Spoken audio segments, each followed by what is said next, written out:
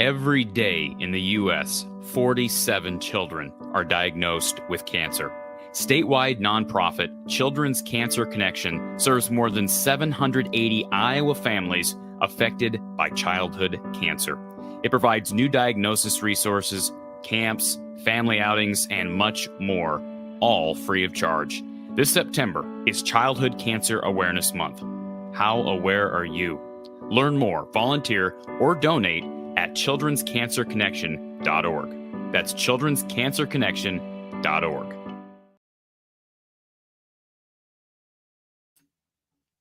You are tuned in live to Iowa Postgame here at From the Hawkeye of the Storm. This is going to be a fun couple of hours because I just got back from Jack Trice, and if you ever have been a part of this rivalry on site, it's different. It's just a different experience in a good way. You can tell my voice is a little bit hoarse. For anybody who wants to question my loyalty to Iowa, hopefully that's an indication of such. We are going to be here talking about Iowa and Iowa State over the next couple of hours. If you missed the news earlier, and I kind of fed this to some of our viewers on the pregame show that we did. By the way, we're missing something. Let's there we go. Upper right-hand corner. Brian Ferentz points per game tracker is up and going. So, anyways, back to what I was saying. Don Patterson will not be with us today. Don is actually being honored over at his old school, Western Illinois, today. So he is, or I shouldn't say being honored. I don't know if he's being honored. He's back visiting. He usually goes back one game a year. And so I'm flying solo today. But here's the deal, folks. You're going to get double dose of moi because we're going to be live with Don Patterson tomorrow at 6 p.m. Central. So I'm here with you for the next couple of hours talking the big Cyhawk victory. The Cyhawk Trophy is back where it belongs in Iowa City, or at least it will be back where it belongs by the time they get home later this evening. Lots to talk about, and our phone line is open if you want to call in.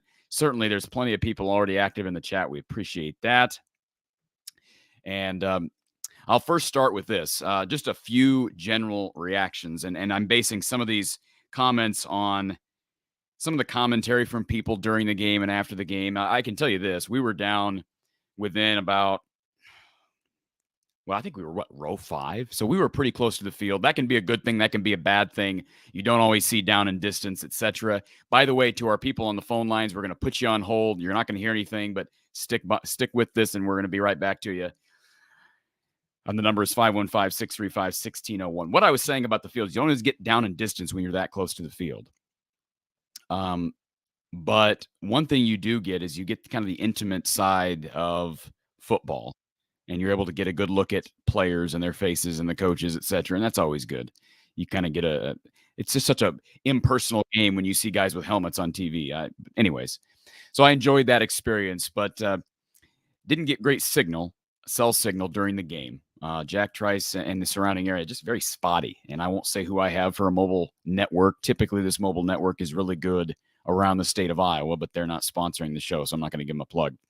It doesn't really matter what you have around Jack Trice. The signal's not great. So I didn't get a whole lot of contact with the outside world. But the few people I did talk to during the game expressed concern about Caleb Johnson, expressed concern about wide receiver involvement.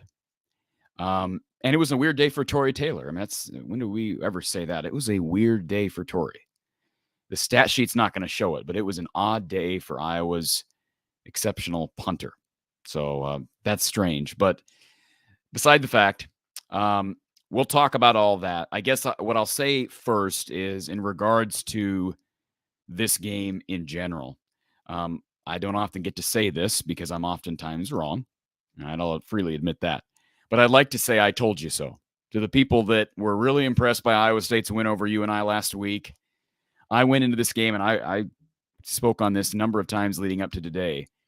I was confident heading into this game. I just thought Iowa State lacked the skill position talent to spread Iowa out like they typically can, or at least spread them out enough to stay competitive in this game. And I get it. It was a 7-point game late, but it was 20-3 late in the second half. We were talking in the stands about, hey, if Iowa can tack on another score, do you pull Cade in the fourth?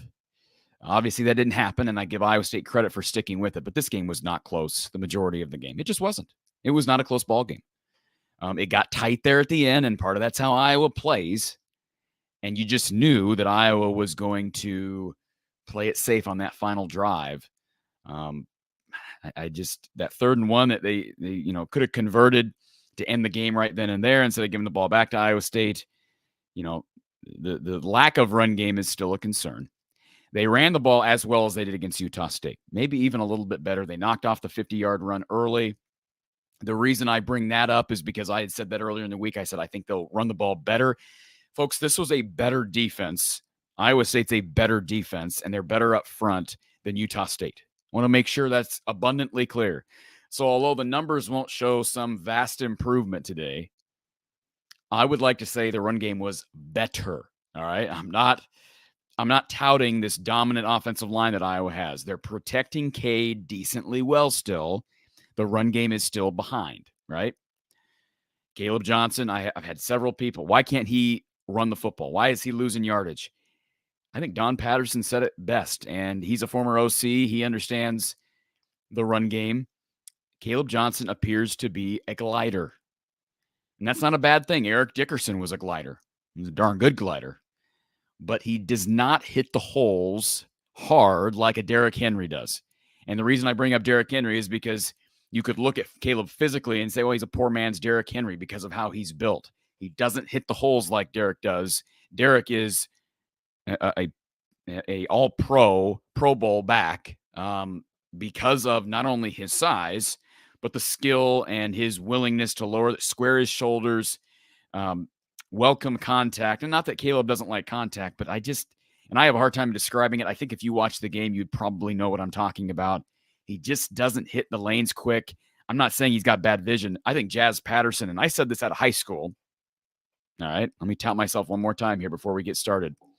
I said this out of high school. If you go back and watch some of my breakdowns of these two backs back in high school, I was higher on Jazz Patterson out of high school because I thought he hit his holes quicker, had really demonstrated really good vision, wasn't as big as Caleb in high school, and had a really rough senior year. Part of that was because of Deerfield Beach and their struggle. They had some issues there with the football program his senior year.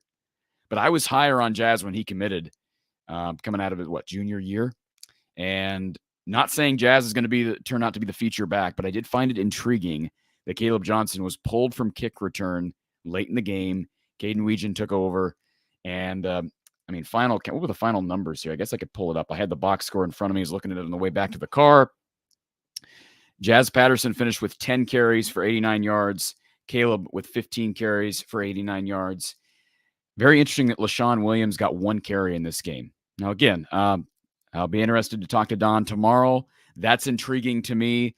I think LaShawn has, first of all, the coaches, I can tell you this from Media Day, Kirk Ferentz raved about LaShawn Williams, as did Liddell Betts. They really like LaShawn Williams. And I'm wondering if he had some issues injury-wise during practice this week. Remember, he went out at the last game, never came back in. I think he had some cramping issues around halftime, never came in the second half of the game against Utah State, and he got 1 carry today. So that's an intriguing stat.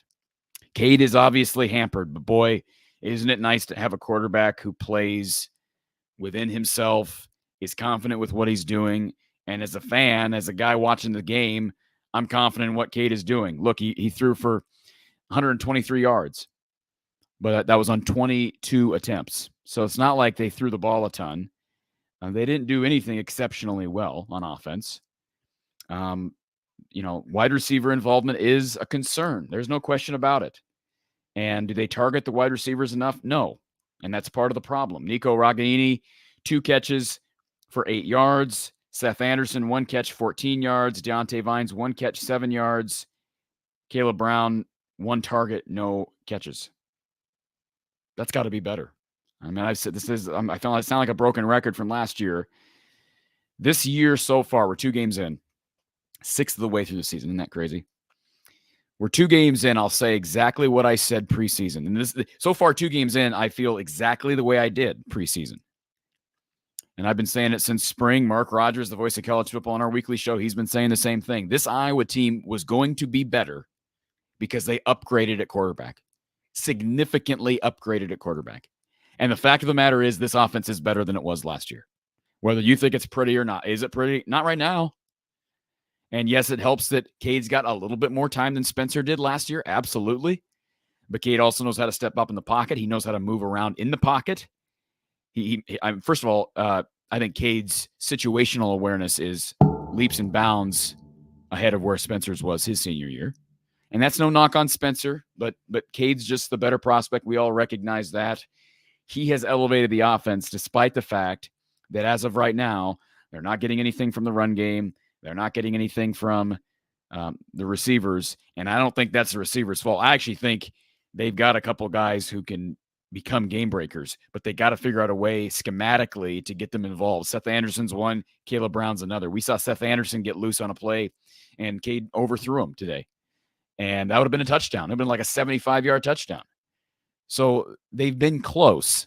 I still attribute a lot of this to scheme, and they've just got to make a concerted effort to get those wideouts involved. I don't know how else to put that. I'll be anxious to talk to Don once he hasn't watched the game yet, of course, because he was at the Western Illinois game, which started around the same time as the Iowa State game. I'll be anxious to get his opinion tomorrow. We'll talk with him, take everybody's calls, etc. We got a plethora of calls here on hold. We do have one line open on the phone. I'll also throw the StreamYard link. If you want to jump on StreamYard, you don't have to be on camera, folks. But if you want to jump on StreamYard, you can either be on camera or not. And I'll go ahead and throw this link up in the live chat. It's also in the description. And it'll have you sign in with Google or Facebook. And, of course, you're not going to be giving anybody your information. It's simply so that you have a profile as you jump onto StreamYard. And before we get to our first caller, I do want to take a moment to thank RTI Threads. And you've heard me talk about RTI Threads. They are helping to sponsor the postgame shows this fall. Cooper DeJean's NIL apparel partner. They are proud to offer official apparel and merchandise of Cooper DeJean. Visit them online at cd3lacesup.com. Again, that's cd3lacesup.com. And they've got other Hawkeyes in the works as well. They've got apparel for Zach Lutmer, who's a promising young freshman, folks. You don't know that name now, you will in a couple of years. Carson Shire, linebacker, Aiden Hall, all guys who are part of the RTI Threads team. Check out their full line of apparel at rtithreads.com. I'll throw it up again here. RTI Threads and cd3lacesup.com. Let's get to our first caller. James was here early. James, welcome. Hey, what's up?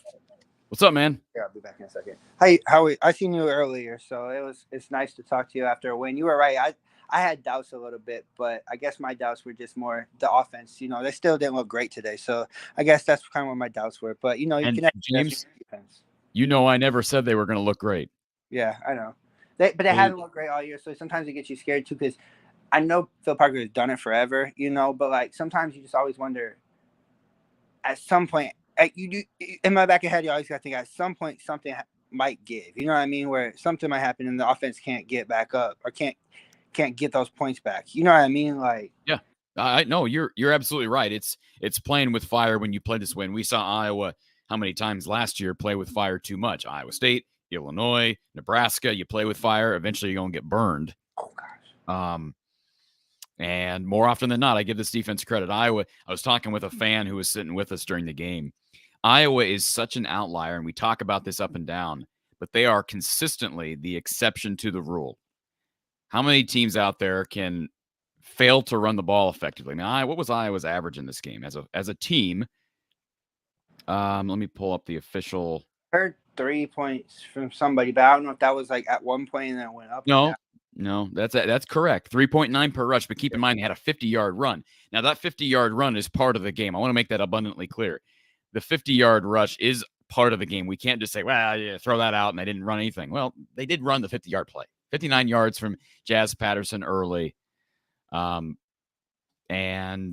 you know, that was all she wrote. So they ran the ball better than they did week one. That's a fact. The numbers say that. One thing, too, what was your thought? Like, for me, like, I feel like Iowa State had a chance to win it better than they did if they didn't waste 6 minutes on a drive. What was your thoughts on that? Like, what was the people behind you? Like, what were Iowa State fans upset about it, too? Like, I don't know what was going on. Like, brutal clock management by Matt Campbell. Brutal. And I've never heard, I don't go to games at Jack Trice routinely. I've never heard the Iowa State fan base boo like they did during that. Did you hear him boo on TV, James? Yeah, you could hear it on TV. Like they said something, but like I was just you were there, so I didn't know. Like sometimes on TV you can't tell how loud it is. You know what I mean? Because No, it was loud. No, they were booing, and part of the reason was because I was along with the guy next to me. We were both yelling and kind of laughing because I just thought the clock management was almost Iowa-esque. And I'm not trying to rip Kirk or Brian. Iowa typically doesn't know how to manage a clock either, but I expect more out of the Iowa State coaches. That was bad clock management.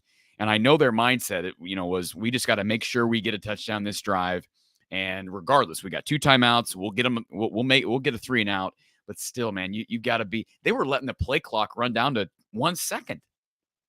Yeah, that's the thing. They weren't like snapping it. Like you think even if you do that, you snap it at like 15, 20. You know what I mean? But they were letting it go like all the way down. So now it's kind of like, what is going on here? I kept watching. I was just like, why is the clock just keep like? In my head, I was like, just keep turning, because like I knew the more the clock turned, the better chance we had.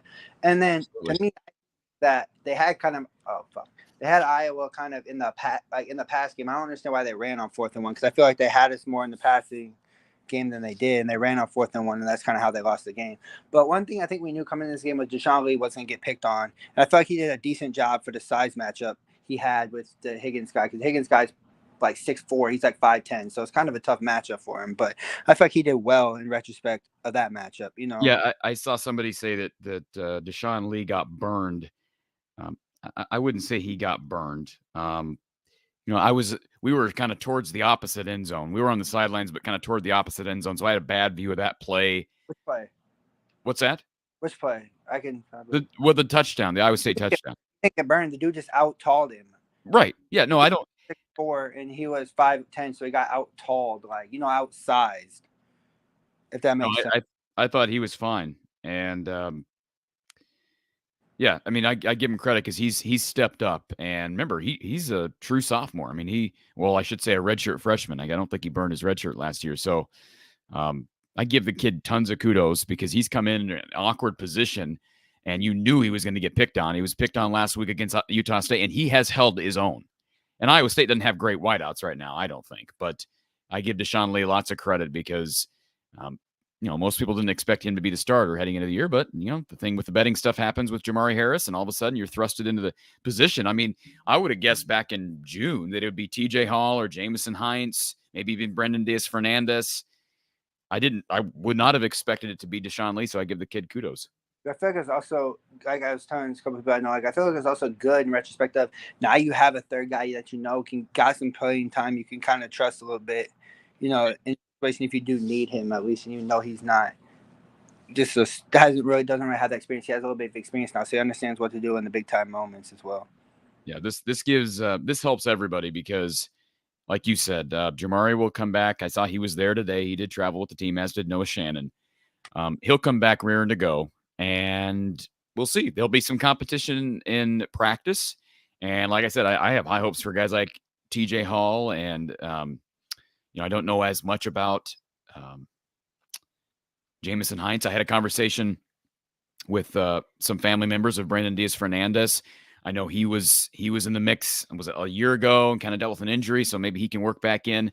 Phil's got a good group back there. And, he obviously had him coached well this week because they look better than they did in week 1. One more thing before I let you get to the other calls. One thing I kind of don't understand, and I kind of saw today, is like when we had spread, right, and we had a running back there, right, they had like 5 guys in the box. Like I feel like we could have run better out of spread than trying to stack the box. Every time we put a fullback in, they put 7, 8 guys in the box. You know what I mean? Like they knew we were going to run when we had a fullback, and they weren't scared of the fullback. Yeah. But like when you just had a running back there with Cade, they had like 5 people in the box, and I felt like you could have had a chance to run it better. I just don't understand why we don't run out of spread more. I understand that's not their MO, but like I feel like that could open it up a little bit more than just putting Hayden Large back there and letting them know that we're probably going to run the ball, or tight ends getting the pass because you play Hayden Large back there.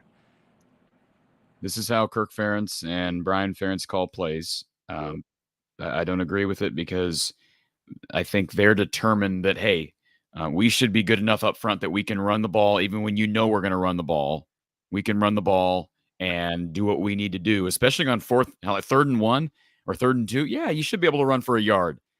But they're not good enough right now up there.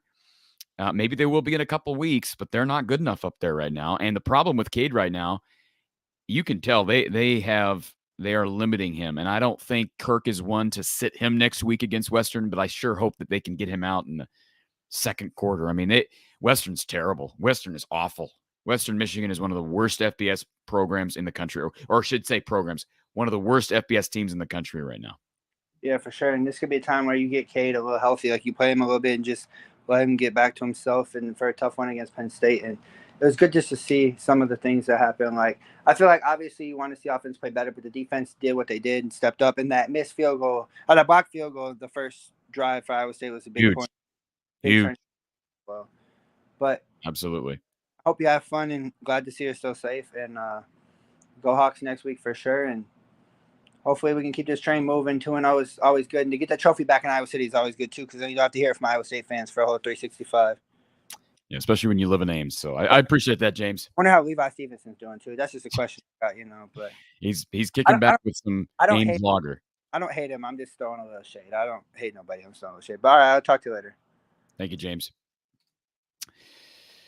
All right, we're rolling along here. About 400 people total. We just so everybody's aware, we're simulcasting the show from the Hawkeye of the Storm and over on our sister channel, Iowa Football, at the Voice of College Football. So appreciate everybody being here. See if I can get my mic where I want it. And we've got a plethora of callers. We will get to the chat here in a little bit as well. We do have a couple lines open, so go ahead and give it a shot. Let's go to Ryan, who's in our chat. Ryan you got 3 Ryans. We got 3 Ryans in the queue. Let's go to Ryan B first. Oh, Ryan, wow. How you doing, sir? Good. How are you, Cory? Long-time listener, first-time caller. Wow, great win. I guess my only question is, offensive line looked better. How real is this 25-point bar that has been set, I guess, by the AD? Because a lot of people talk about that, but I mean, how real is that? And is there going to be any accountability for Brian, after the season? Because I mean, if you look at it today, the offense scored 13 points. So, well, hold on a second. Let me make something abundantly clear, Ryan. Let's just make sure we're on the same page here. Brian gets to count the pick six. He does. That is. I mean, that is a fact. He gets to count the pick six. So, yeah, is that right? No, it's not right. It's ludicrous. No. It's stupid. No. It's dumb. It's insane. Yeah, and there was a couple possessions where I was like, dude, they're like 3 and out, and it was like, what are they doing? Where they shut down.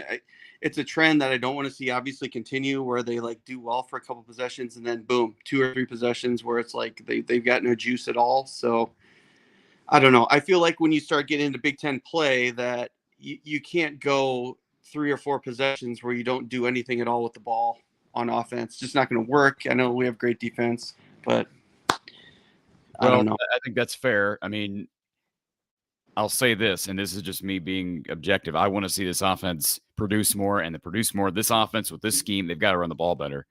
I think personnel-wise, Kirk has been – I'll be anxious to hear when Tom Kakert joins us here in a little bit, what he has to say, because Kirk up until this point has been so bullish on this line being better. He just has said over and over again he thinks they're going to be so much better. So far, the results in the run game have not shown that at all. You cannot have one of the most infuriating things at Iowa, a bugaboo with this Iowa offense, is the negative run plays. I've never seen an offense have so many plays where you lose 4 to 5 yards on a simple handoff, which means you're just completely breaking down up front and you got a free rusher. That's the only way you lose 5 yards with a guy who's 6'1", 220 pounds like Caleb Johnson, is you're just completely blowing your assignment. Somebody's blowing their assignment. And Iowa State makes it difficult. They bring guys from different directions. That 3-5 is different than what Iowa's typically going to see. Although Wisconsin's going to be a challenge as well because they're 3-4 and how they rush you. Mm-hmm. But I'm with you. I think it's, first of all, it's insane that the 20 points counts for Brian. And second of all, once you get to Big Ten play, you've got to get receivers involved. And it may be a situation, Ryan, where, hey, let's be honest, the strength of this team right now is probably quarterback play, even though Cade threw for 123 yards and is dinged up. They may have to pass to open up the run. And I know Kirk's not comfortable with that, but that may be where we're at. Yeah, I agree. They did look better, I thought. Offensive line running the ball a little bit, but man, if you can't run in the Big Ten, I mean, it's going to be a lot of discombobulation on the offense as far as a pass game. So, yeah, no, believe me, we're on the same page there, and I think Don Patterson will say the same thing. Now, I think the hope is you have another week here, and they should rout Western Michigan if they don't put up like for Brian Ferentz's points per game, like for this little tracker up in that corner of the screen, other corner, that little thing up there, that thing to go, they need to put up like a 50 burger on Western Michigan. Agree. And honestly, they probably should. Western, like I say, they are terrible. Did you see what they did today against Syracuse? Yeah, they got blown out, I think. They got their pants pulled down. Let me look at the final score. Final score was Syracuse 48, Western Michigan 7. Yep. And Syracuse ain't. I mean, I don't know anything about Syracuse. They beat Colgate a week ago. That's an average program at best.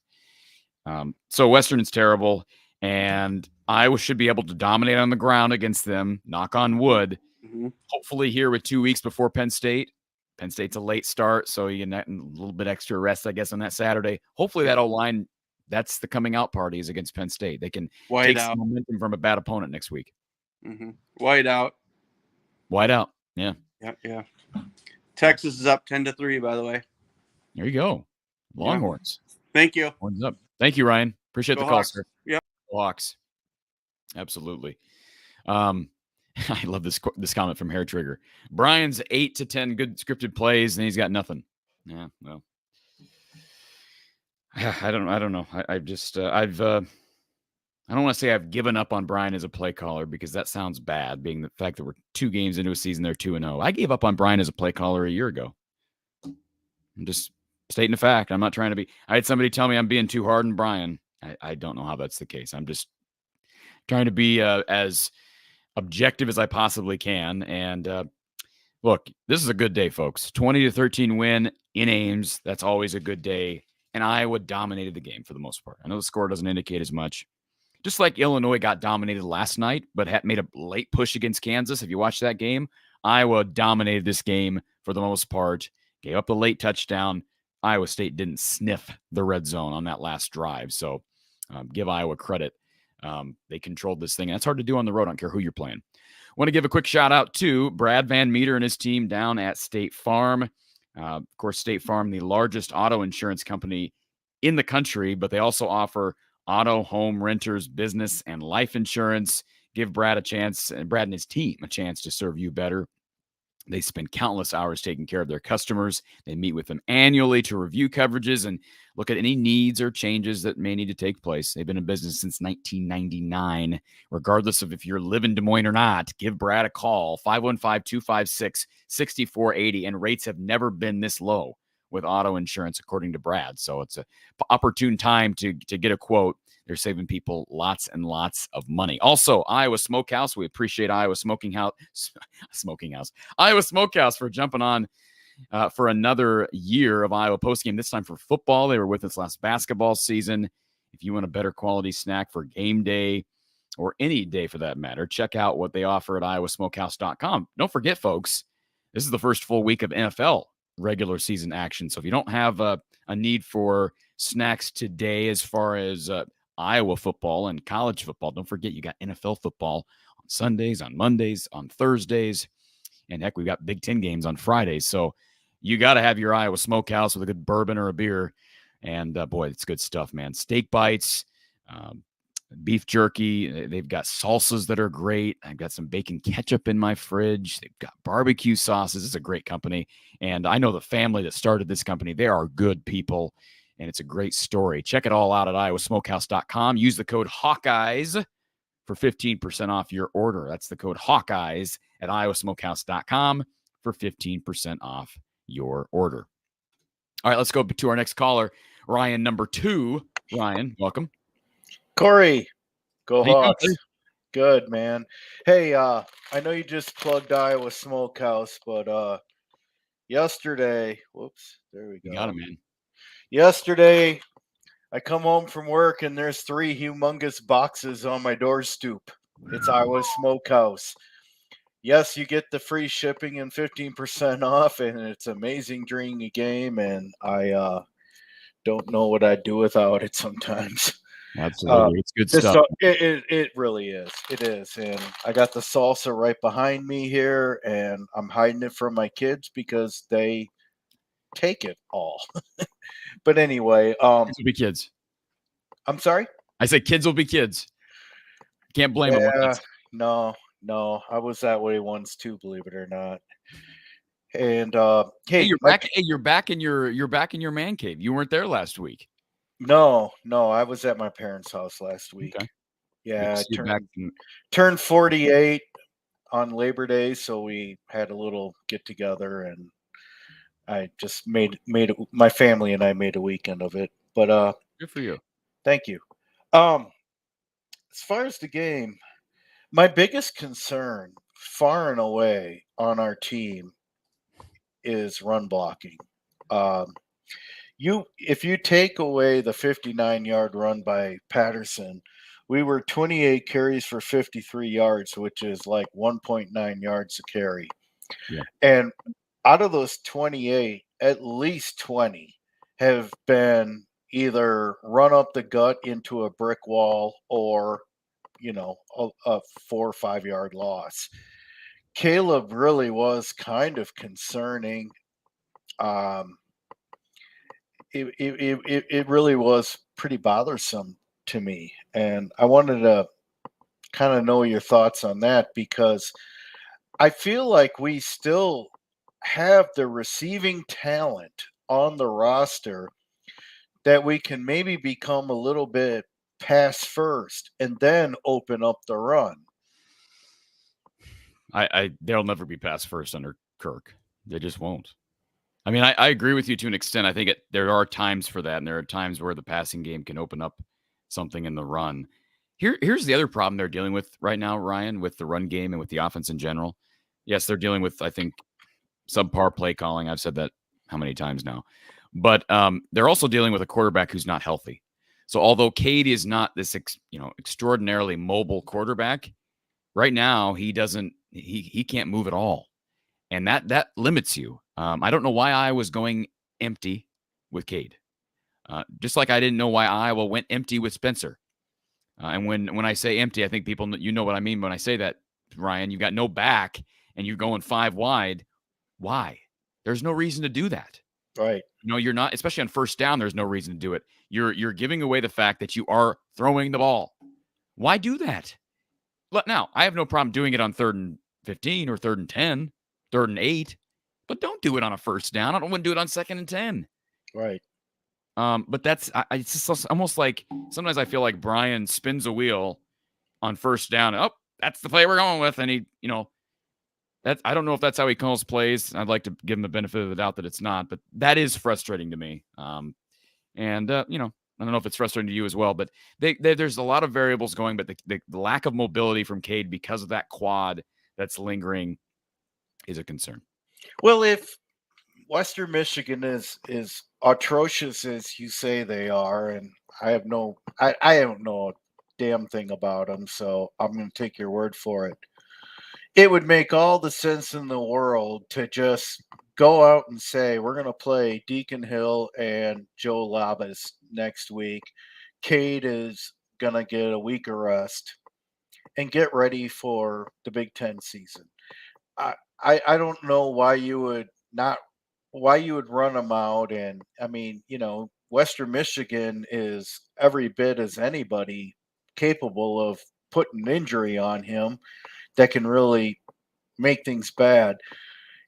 Deacon Hill scares me a little bit because he looks like a left tackle playing quarterback. He reminds me of Jared Lorenzen of Kentucky from 15 years ago.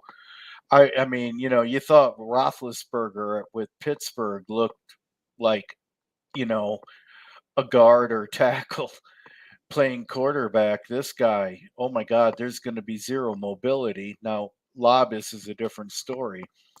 I mean, if they're that bad, you got to go with those two and rest Cade. Give him a week of rest. However, you got this, contract that was initiated by the great Gary Barda, and I'm Great.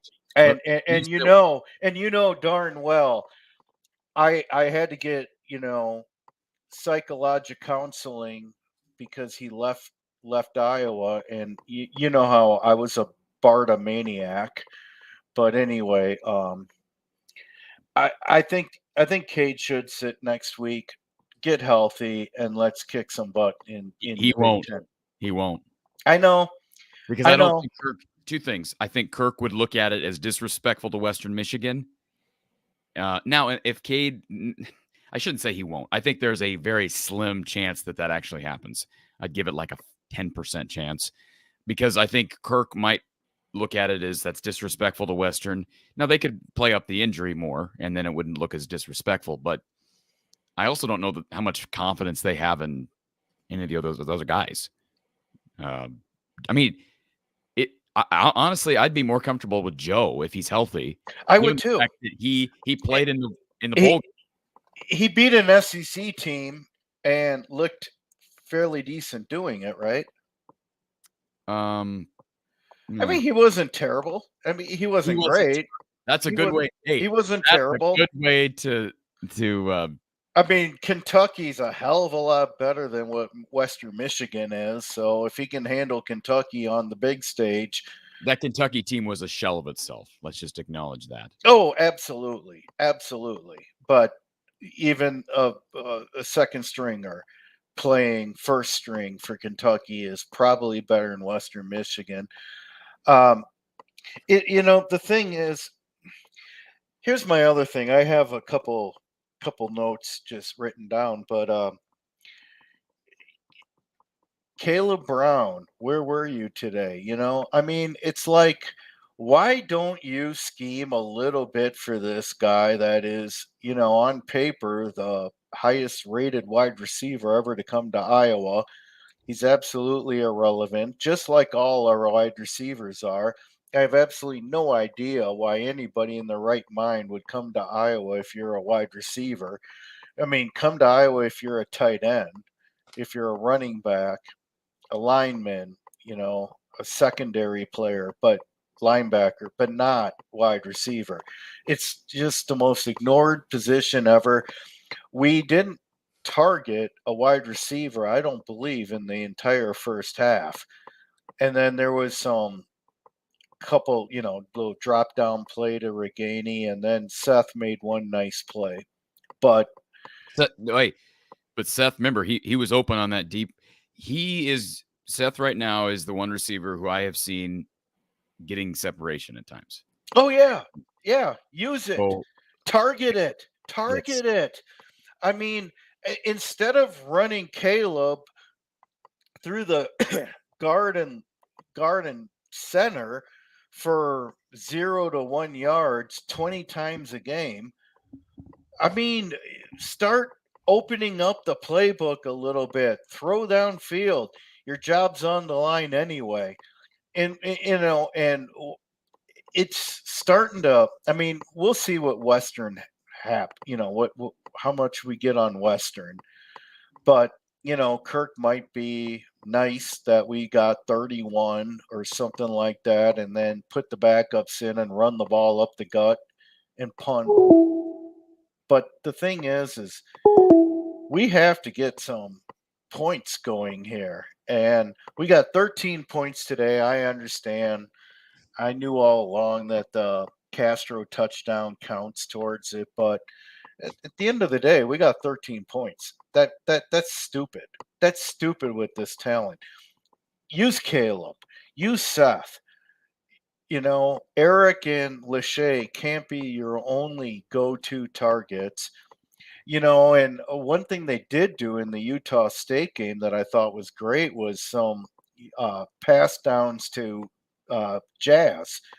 And he caught a couple receptions for some nice gains.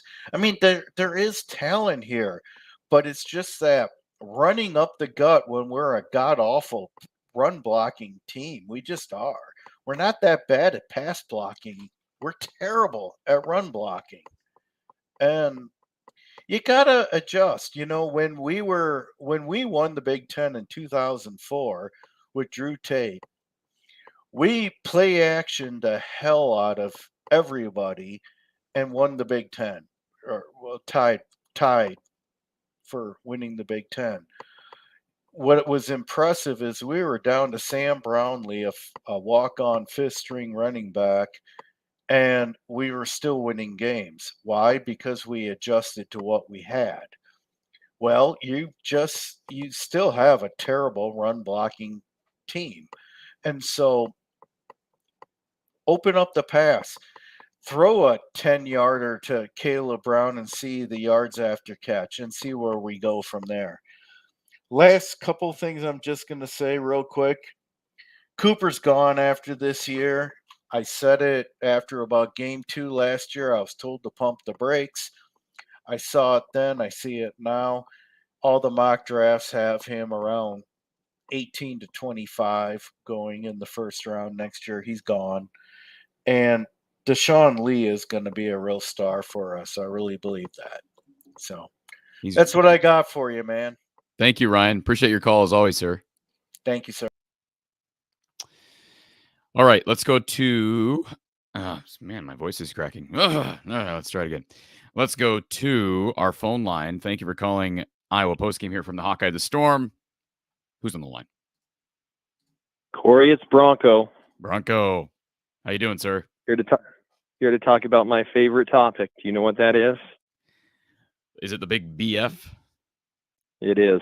Yeah. Wonderful. I can't Every wait. time I say I'm not going to pick on him, but I found a new stat that I wanted to share with you. Wonderful. That I think is really telling. Okay. So I sat down in front of my computer and I decided to go back over, just kind of got this idea. Okay. It doesn't seem like we're scoring very many points in the second half. So this year, for people that are counting, we scored 10 total points in the second half for a total average of 5 a game. Do you have any idea? Would you care to guess what our average was last year for all 12 regular season games, what we averaged offensively in the second half? I'm sorry. Give me the stat again that you started with. It is how many points did we score in the second half of each game last year? Like if you added it all up and averaged it, what do you think we averaged for point total for the second half last year? Offense or total? Total. 6. You're really good. It's actually 7. Okay. And the reason why I think that is so telling is because what I'm seeing so far this year is there's just like not a lot of in-game adjustments going on, which is different a little bit. I mean, one thing that you said that was brilliant today is that they want to have this philosophy of we're so good we should be able to run the ball even when they know we're running, and that's just not reality right now. It's not reality here. You're right. Yeah. Also, I just don't think that they're just not making in-game adjustments, and it just seemed like I think that stat's telling. I want to say one other thing too. Of that 7 a game, I did not go through and look at any pick sixes. So technically it could be less than 7 a game. And then of course we know that Iowa's offense was handed many short fields last year, but we would go ahead and give those drives that started on the 30-yard line. We go ahead and give those to the offense. But I just think if you really start to dissect these numbers, I think that this offense is like historically bad. I really do. You think this offense is historically bad? Well, when I say this offense, I'm not looking at just 2023. Oh, because yeah. to me, I mean, it's we've upgraded. I mean, I'll say without hesitation, Cade has a better arm, more accuracy. Even the passes that aren't quite connecting, he threw a beautiful one to Lachey that was actually out of bounds. It wasn't a catch, but he put it on the outside near the sideline where only he could get it. And I mean, dropped it in a bucket with pressure. I mean, the kid can throw, but it's just not, I don't know if it's the offense is not good. I mean, even this offense right now, what we've seen the last 2 weeks, Did we think that? But did anybody say the offense was going to be good? Like, did you? Were there people in the media that said that? I don't know. I don't think anybody in the media said it. I mean, I think that there have been people that have said it's going to be better, and it is better. It is better. But I think but the problem is that you've got. I mean, is the offensive line? The offensive line to you, is it easy to see that it's better? Like they made it a major step in pass pro, I think.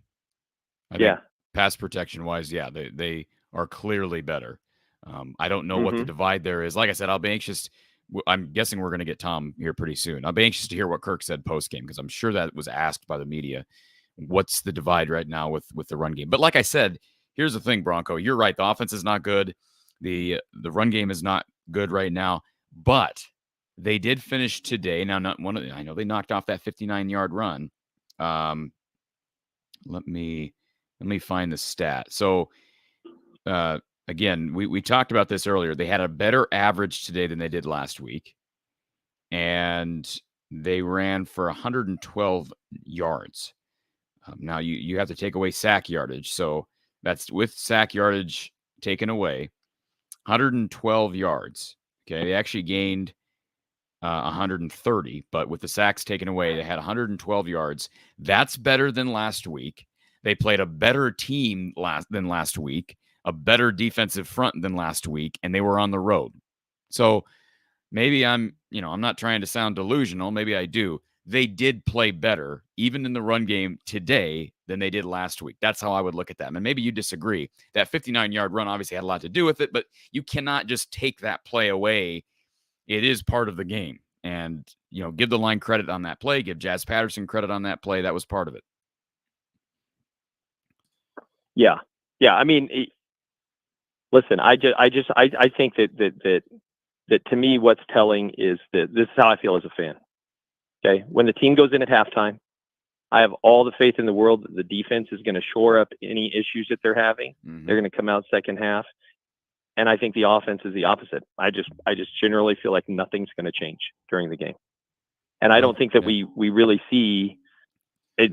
And that's a stat that I gave you for a purpose, to serve my purpose, which, might not be the best thing, but it's there. Is if you look back over the last two seasons, there's nothing to support that we're going in at halftime saying, hey, we need to switch up. We need to do this. We need to make that adjustment. Not with a 6-7 point average coming out in the second half. Yeah. Just my thought. Well, here's my thing, Bronco. I think you're probably right. And I said this way before the season ever started.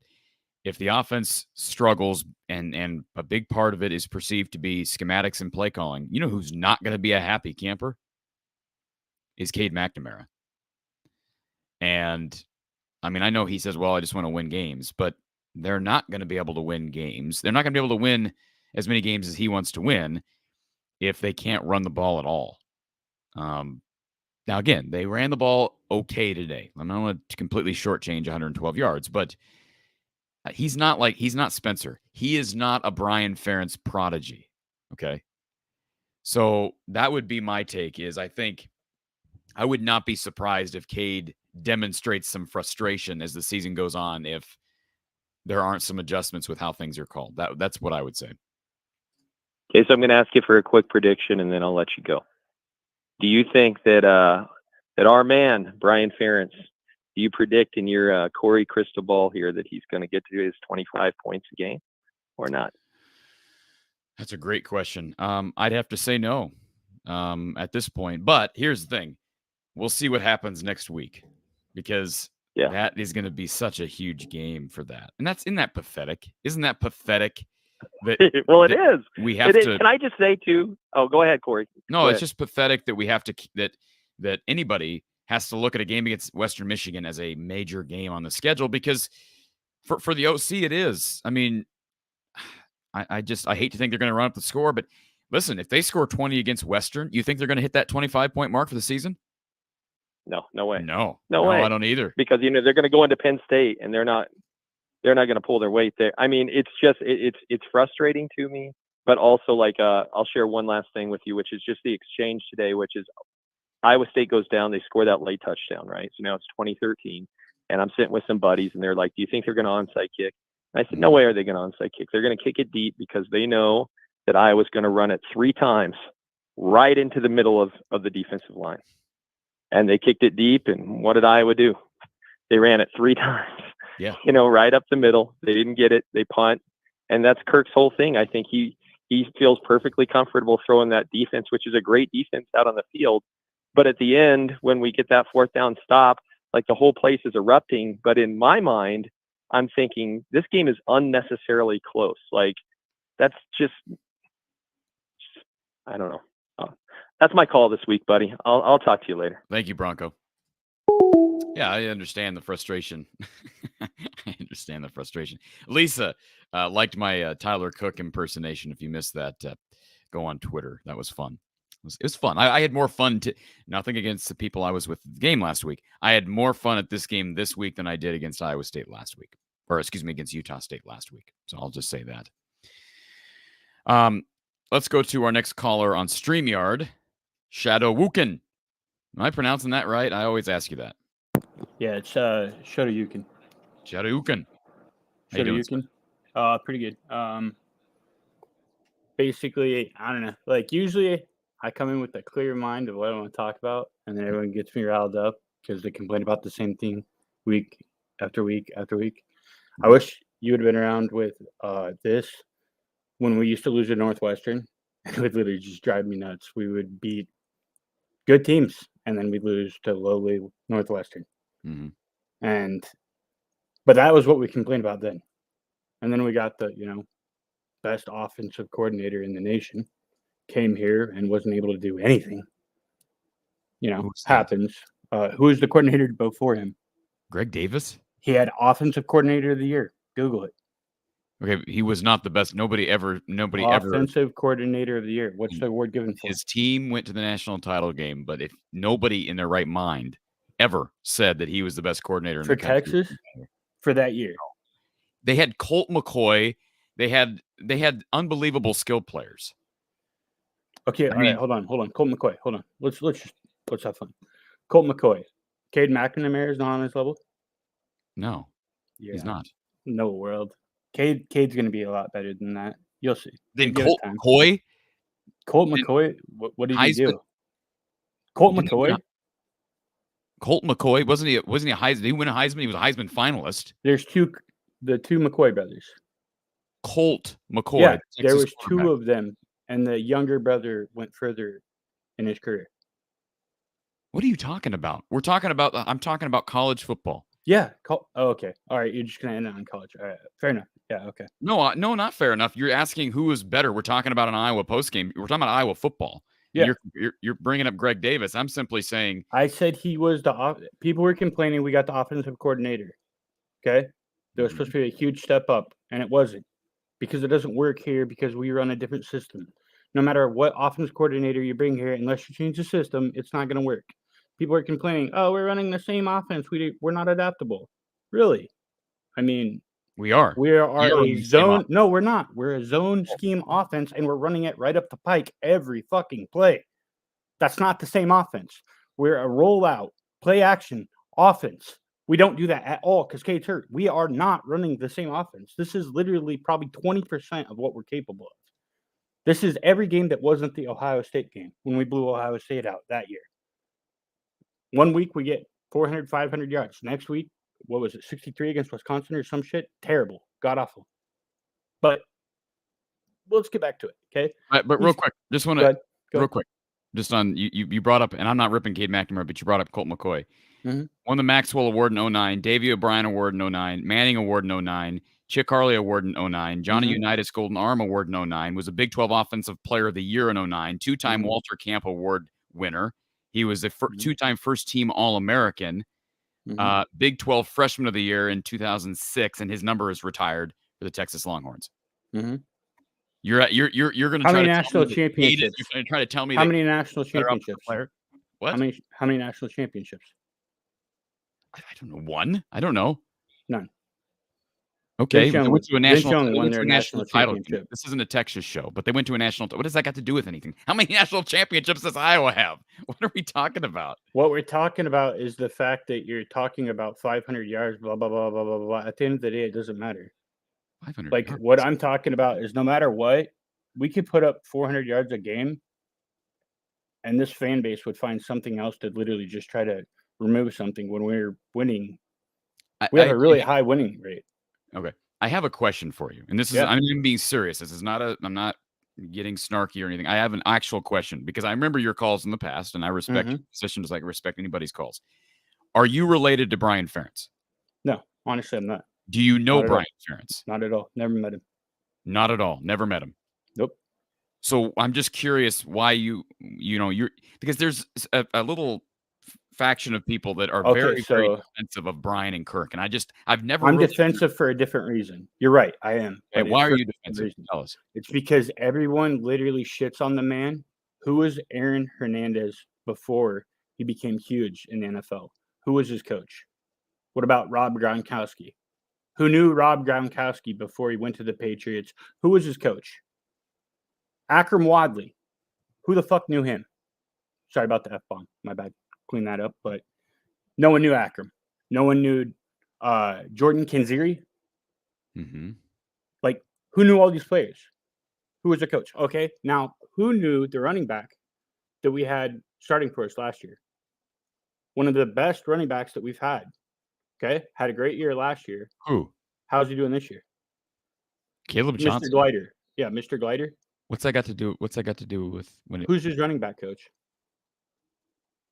Liddell Betts. Who is Akram's running back coach? I have no idea, and I don't care. Brian Ferentz.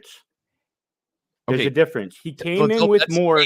He'll end with less. Coached Tyler Goodson 2 years ago, and Tyler Goodson had over 1,000 yards. And he's a wash in the NFL. I don't know what you're trying to prove here. What I'm proving is no matter what, people are just going to rip on a man, no matter how good he is. Okay. He could be the best. He could be. Nobody's ripping on him, by the way. Dude, I have not. I've not ripped on him once. nonstop. They stated the facts that they're struggling to run the football, and they are what they are. And with Cade hurt, they're even more limited with what they can do. But are they truly? Okay. Are they struggling to run the football, or are they giving number 2 too many carries? They're struggling to run the football. So the same play that Jazz runs and gets 9 yards for, he runs and gets stuffed because he doesn't know how to hit a hole. Right. They're struggling. Well, just look at the numbers. I mean, I did. The last drive. Look at the last drive. No, hold on. Jazz Patterson, 10 carries for 89 yards. I give him credit for the 59-yard run. You cannot take that away. But if you did take it away, it'd be 9 carries for 30 yards. That's not effectively running the football. Yeah, but if fishes were wishes, we'd all have a fry. What you're saying is the same thing. Like, okay, so let's take the 50-yard runoff. Okay, give us the 95-yard touchdown pass Seth Anderson should have had. That's what I'm saying. If at the end of the day, the biggest thing, the reason I come back is you actually analyzed it correct. We played a tougher opponent. We performed better than we did last week. But no matter what, we're going to do the same next week and next week because that is Iowa right there. Be better than you were the day before. And I truly believe we were. But no matter what, people are just negative the entire time. We had tons of bright spots. Jazz, I think, is literally probably going to be one of our best all-around running backs to ever come out of here, period. I think he's the best blocking running back I've ever seen at Iowa. I think he had 4 pickup blocks, not counting the double today. Tight ends are going to open up once Cade can move more. Our defense was solid. We had Lee, who's now that's his second start, 0 playing time last year, or did he get in after Nebraska torched the guy? Jazz? No, Lee, the corner. I think he played after Hall got torched last year against Nebraska. No, I don't think he may have played a little bit. No. No. You're right. Because it was Kentucky. No, you're right. He came along during bowl prep, but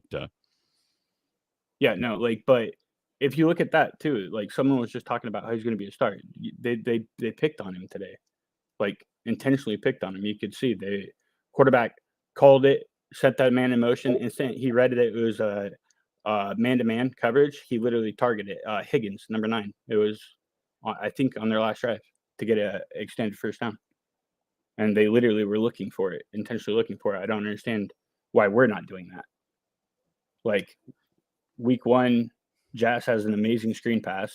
And did he get one at all today?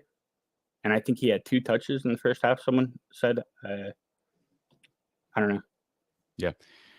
I do have to move on, sir. I do appreciate you calling, and you must like this show somewhat because you watch it weekly.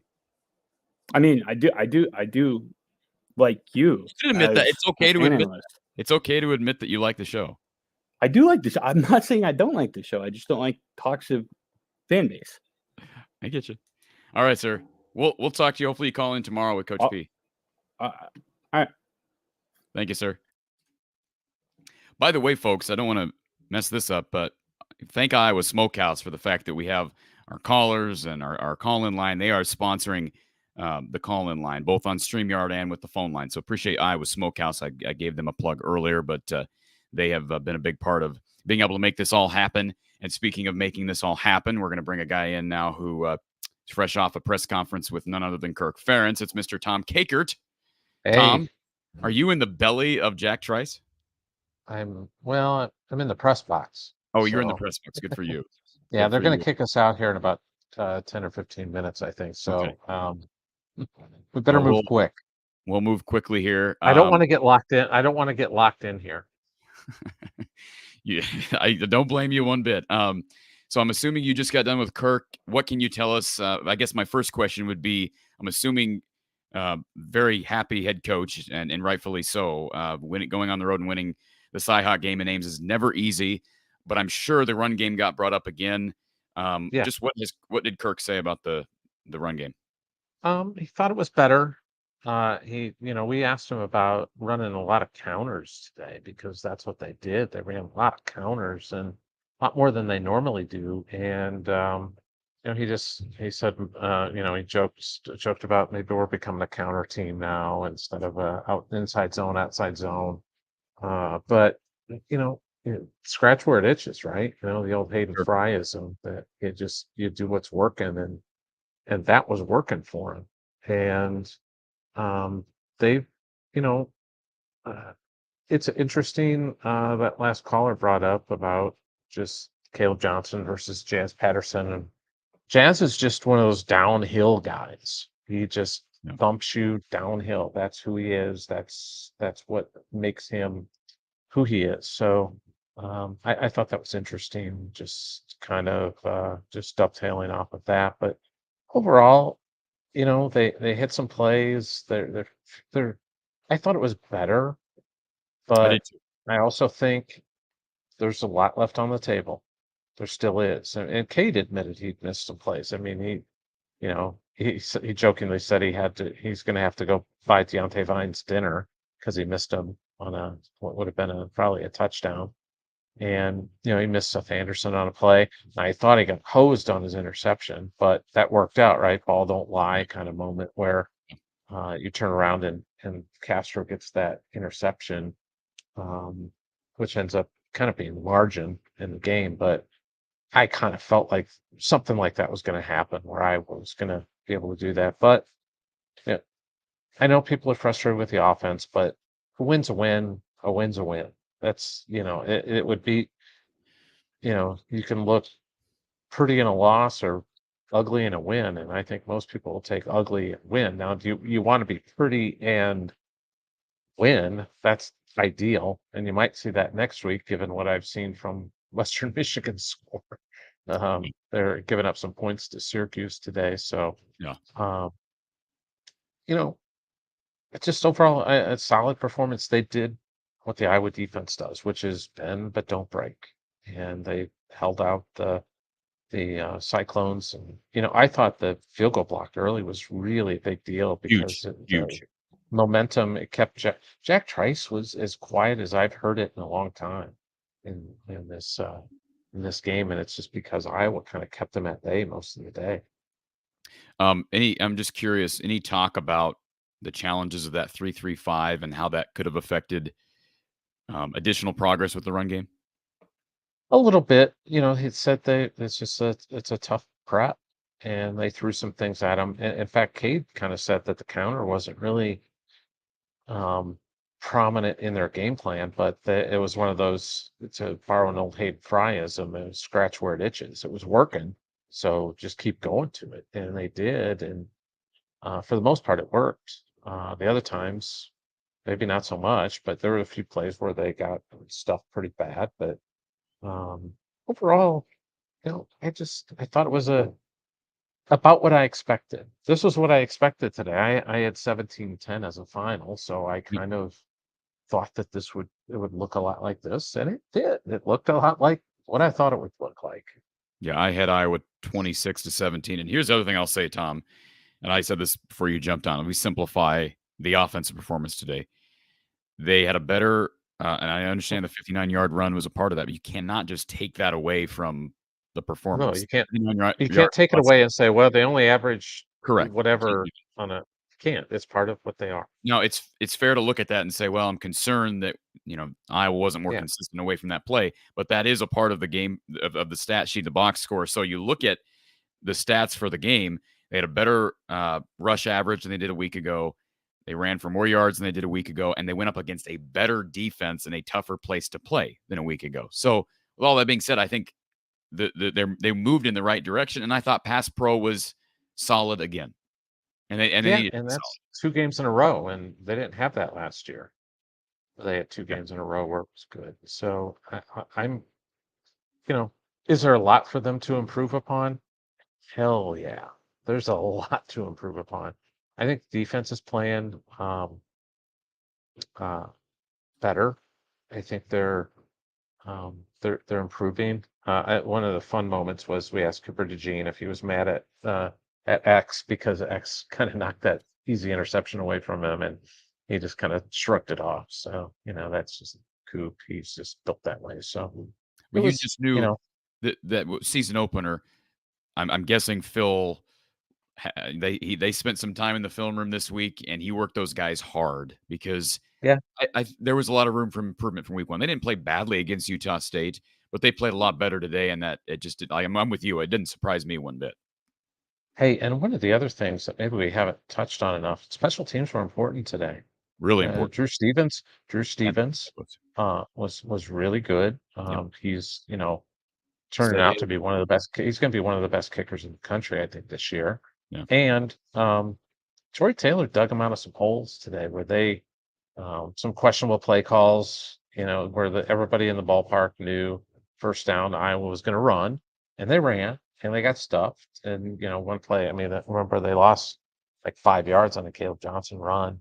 They just got stuffed right away. So, and they were just playing behind.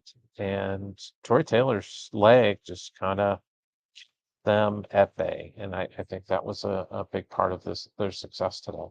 I will say this regarding Tory. You looked at his numbers, and his numbers were really good, really solid. And of course, they lean on him so much. He had some weird punts today, a couple of weird shank-like punts, but man, he gets those rolls. He gets a roll every time. Friendly rolls every time. Yeah. It's weird. I don't know how he does it, but let's talk about the momentum at the beginning of the game, getting that blocked field goal. You just there is I believe there's a psychological factor to getting on the board first, and there is. Iowa State gets on the board, makes it 3-0. We don't know how this game could have changed, but Iowa blocks that kick. Jack Trice would have been jumping. It would have been jumping. It was loud. It was loud at the beginning of that game, Tom. It was as loud as I've heard that stadium. The fans were ready. They were ready to go, and but I thought they were really pretty quiet. As the game went, absolutely, yeah. Yeah, there was just that third quarter was just weird, and second quarter was weird, where it was super quiet. When they're down 17-zip, it was weird. So, but a good win. It was fun. They've moved us around a few times in the post game here, and now we're in a room that's kind of right next to the locker room, so we got to hear everything that was going on in the locker room. And Emotional Kirk showed up. He was, the waterworks were going apparently in there from what the guys were telling us. So not a surprise. Win 200, and everybody just expressed a great appreciation for him and the kind of leader he is for the program. And I think that's some value coming from those guys that play for him each and every weekend. Absolutely. Yeah. Congratulations to Kirk on his 200th win. And what better of a place to do that than in Jack Trice, and beautiful day, good weather. I mean, it was warm, but it was comfortable. And we got a little bit of a sprinkle. And was in the stands, Tom, and got a little bit of a sprinkle towards the beginning of the game, Oh, but it was dry. Okay. We had some shade from the clouds, and a beautiful day for football, great day for tailgating. And for the most part, like you said, 17-0 late. They're up 20-3 late. Iowa basically controlled this game throughout, and absolutely good.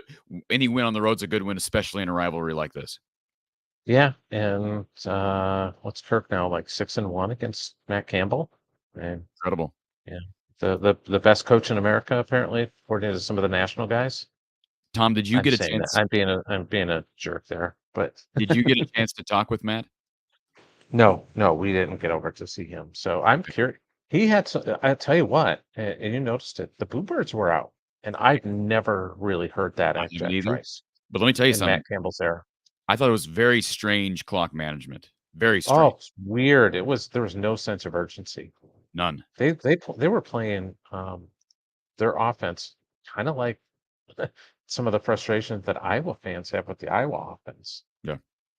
It was very similar. It was just like there was no rush. There was no urgency. Now they kind of got bailed out. They get a late TD to cut it to one score game, and there's plenty of time left. But on a jump ball on fourth down. I'm not taking away from it, but it was a jump ball on fourth down, and yeah, they didn't sniff the red zone on that final drive. So I don't know. No. The score shows a one possession game, but this was the clock management thing, and that's one criticism I've had of Kirk over the years. I don't know that we have a guy on staff that excels in understanding time and space and clock management. But man, that was bad from Iowa State, and letting the play clock run down to 1 when you're down 2 scores, and you're running the football, and you don't get clock stoppages now with first downs. So yeah, it was. I thought the 4th and 1 run play was odd. They weren't having any success running the ball really, and you don't want to waste it down. Maybe you could get something that's down the field a little bit, and it just seemed like they were. I don't know. That was an odd play call by Iowa State. Well, Tom, appreciate you jumping on. Please drive safe back to the Quad Cities, and we'll look forward to talking with you again next week. Yes. Thanks, Cory, and thanks to everybody listening. Absolutely. Thank you, Tom.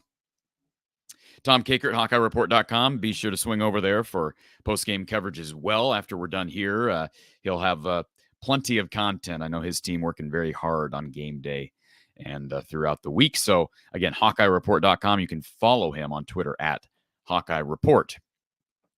All right, let's go to our phone line. Let's go to our Iowa Smokehouse phone line. Thank you for calling Iowa Postgame here from the Hawkeye of the Storm. Who's on the line? Trent, how are you? Hey, Trent. Good. How are you? Good, sir. Good, sir. I just wanted to comment on the game today. Okay. And I was on hold for just a few minutes. It wasn't too bad. But the last caller was talking about whatever the craziness was. And today, defense won that game. The offense was terrible. And the offensive line did not do well. He was talking. It was crazy what he was talking about. But anyway, we won the game. Great, fine, and honestly, you should be happy about that. But honestly, I was disappointed in a couple ways. And the first thing I'm going to say is defensively, they won that game. Right. Bar none. That was it. Yeah. They won that game. And hold on. Let me just real quick, Trent. Let's give our due to special teams because that unit was really good today. Absolutely. They were. Absolutely. Those two did it. And honestly, I should be just enthralled that we won the Cyhawk, but honestly, it just you get a quarterback with Cade, and you get, you know, the offensive line should be fantastic, and they're not. And then Cade's, you know, injured, whatever it is. Now, again, I don't know that part, but I know he's kind of not 100%. We'll go that far. But, just, it's play calling. We talk about waste downs again. It was like second quarter, 2nd and 1. What do we do? Run. It's like, why don't you play action and go deep? You could do that, and you don't do it. It's the same generic play calling. It's like the defense already knows what we're doing before we do it. And this has been going on for 4 or 5 years. It's the same stuff. It's the generic stuff. So it's if you let Cade go and let him throw it, and these receivers get some timing in practice, I'm kind of wondering, is it just kind of the dump off stuff that they do in practice and they don't take deep shots and let Cade throw it where the receivers have the timing? Because today was just not good. Well, they did take deep shots today, though, Trent. I mean, they did. They did. They did. And, they had one that was picked at one that was probably pass interference, wasn't called. They had another one to Seth Anderson that would have been a touchdown and was just slightly overthrown by Cade. They tried to take a shot to Deontay Vines. They had tied it. They had Luke Lachey in the end zone on a play in the first quarter. I'm not making excuses for him. I'm just saying I feel like they have tried to take shots down the field, and, hopefully those things get cleaned up. Cade's been a little bit inaccurate with a couple of those throws. His receivers and tight ends have dropped a couple of those. But I do think that there was a question in the chat here as well. Somebody asked about the receivers getting separation. I do see more separation, and I was obviously at the game, and I'm not able to watch everything at the same time. But I did feel like Iowa was getting more separation. I felt like they have been these last 2 games. Maybe it's because I'm watching it more and paying more attention to it. But hopefully that's an indication that the passing game can only improve from here because they're getting better pass protection and a better quarterback. And again, if they're getting better separation, they should be able to throw the ball, and hopefully that opens up the passing or the run game a little bit. I hope so. And again, again, I'm kind of like, should I be disappointed over a win over the Cyhawk Trophy? I shouldn't. No. They dominated that game. They dominated that game. It was a great game. Great game. Yeah, it was. But I think it's kind of like in my mind, I'm like, am I getting too critical? Am I getting to the point, Cade's just in this offense, new. You got, again, a lot of young players, again, and I'm being too critical. I have no. I saw some people in the chat. I'm leaving because you're too negative. Well, look, we've said it a million times. Fabulous win on the road, and believe me, absolutely. If you were with me in the stands today, you'd know how happy I was during and after this game. But the fact of the matter is, we can also be objective here and say just because they won doesn't mean the offense was very good. That's a fact, and we want it to be better. And if I was going to accomplish great things, it has to be better. It is better. It is better today than it was last week, but the clock is ticking. I agree. Because they got Penn State in 2 weeks. Yes. Yeah. And they have to be ready then on the road at night, white out, all that has to be ready. Western Michigan is, next week's going to be a good prepper, I think, getting timing right. I'm not trying to be negative Nanny. I'm not. Win's a win. But just the play calling is a little suspect again. Kind of the same old thing. But defensively, they're rock. And as per normal, Trent. Yes, sir. Yes, sir. Yeah, I agree. And special teams was good today as well. They were great. And just there's a lot of positives. I think I need to quit looking at so much the negatives, but this offense needs to start going. And because if we're going to contend for the West, Nebraska played defensively a hell of a game against Colorado today. Offensively, they were not so good. But defensively, they held in there for about 3 quarters, and they did a good job. And I know we're facing them coming up later, so we better be ready. So absolutely. No, I well, agree Cory, with you, Trent. It was good talking with you. Thank you for the call, sir. We'll talk to you soon. Thank you, sir. Hugo Maine, what's the problem, bro? What's your problem? What did you have some bad hard-boiled eggs during the game, or what? He first of all, don't rip our sponsors. If you rip a sponsor in the chat, this is the one warning. If you rip a sponsor in the chat, I'm gonna rip you from the chat. So I'm gonna block you. Don't want to have to do that. Please be respectful to our sponsors. You can rip me all you want. I don't care. Whatever. I get ripped all the time. I've been called a parasite and a drain on society and whatever. So, but don't rip our sponsors. And if you don't like the show, don't watch. Pretty simple. All right. Before we move on, again, we're recapping Iowa's 20-13 win over the Iowa State Cyclones on this Saturday. We have, let's see. I think did we lose our, no, we got our caller on. Okay. Let's go back to our sponsors for just a second. I do want to take a moment to give another shout out to RTI Threads, their Cooper DeJean apparel, available right now at cd3lacesup.com. And they've also got Zach Lutmer, Carson Shire, Aiden Hall, young prospects that are up and coming guys on the defensive side of the ball. They've got more in the hopper coming, folks. I love when we have sponsors that are associated with Iowa and NIL initiatives. I think it's great. And so definitely shop RTI Threads, Cooper DeJean apparel at cd3lacesup.com. And of course, they've got more apparel over at rtithreads.com. So again, check all that out. And I do want to take a moment to crown our player of the game for the day, because RTI Threads will be sponsoring our player of the game throughout the year. And somebody else said it in the chat earlier, and I give whoever that was kudos. My player of the game was Sebastian Castro, and I could have went with Tory Taylor, even though he had a couple of weird punts come off his foot strange. I could have went with Drew Stevens because he was steady Eddie as he needed to be. And I could have went with Cooper DeJean because I think he had 10 tackles in the game, played well. But I'm going with Sebastian Castro at 4 tackles.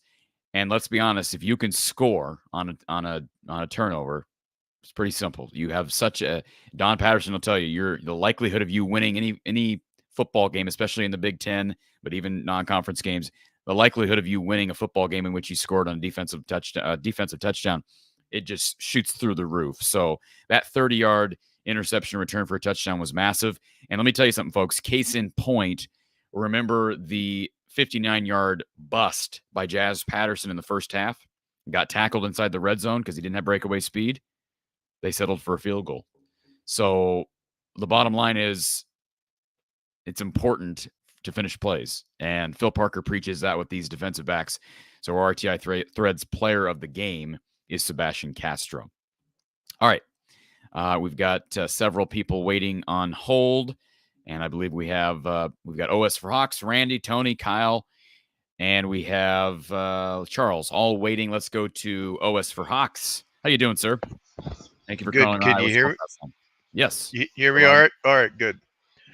I am not going to be on the BF bashing bandwagon this week. And I'm going to tell you 3 reasons. 3 plays. We rip on Brian Ferentz all the time, and myself included.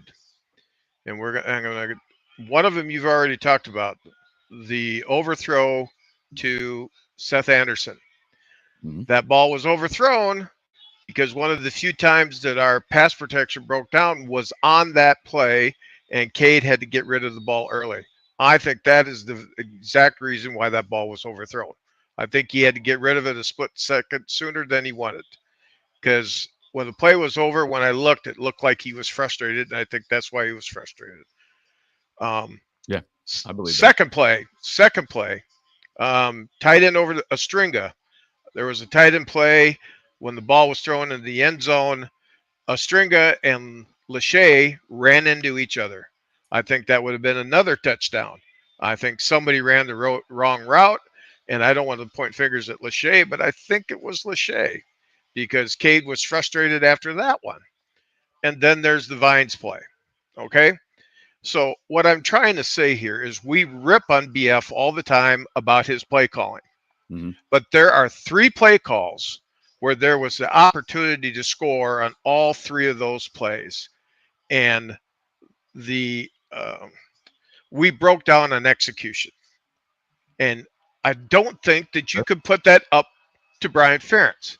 No. So if we execute on those plays, what is everybody talking about? We blew Iowa State out of the stadium. Yeah. It's a blowout. Anyway, Well, so like I said, I have bashed Brian Ferentz myself many a time. I don't think today is one of those days. Was the run game not quite there yet? Yes. But I think there's positives. Like you said, Jazzy Patterson. He's a different back than Cade or Caleb. He hits the hole quicker. He's one of those downhill slashers like what's his name said. But I'll let you speak for a second. I was just going to say real quick, that's all fair.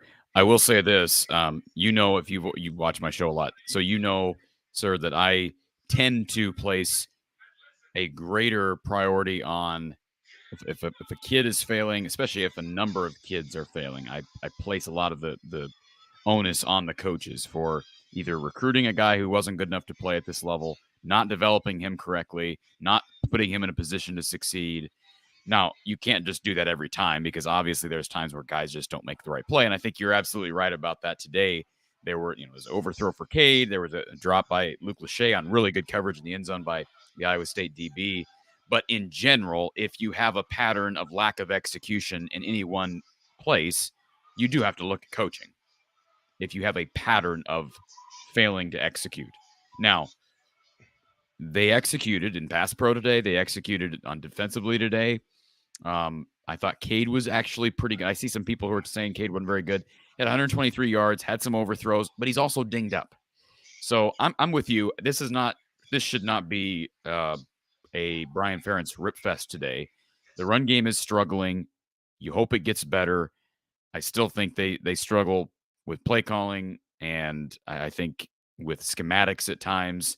Well, in general, I think they struggle with scheme, especially with the run game. But winning on the road, like you said, you hit on a couple of those plays, and it could be 27-10 or 30-10. Yeah, the one play that I was talking about was there was a play where Lachey was working underneath, and Stringa was the deeper route into the end zone, and the ball, was not on time. But what I'm saying is there was a mix-up in pattern running because Lachey and Stringa ran at each other.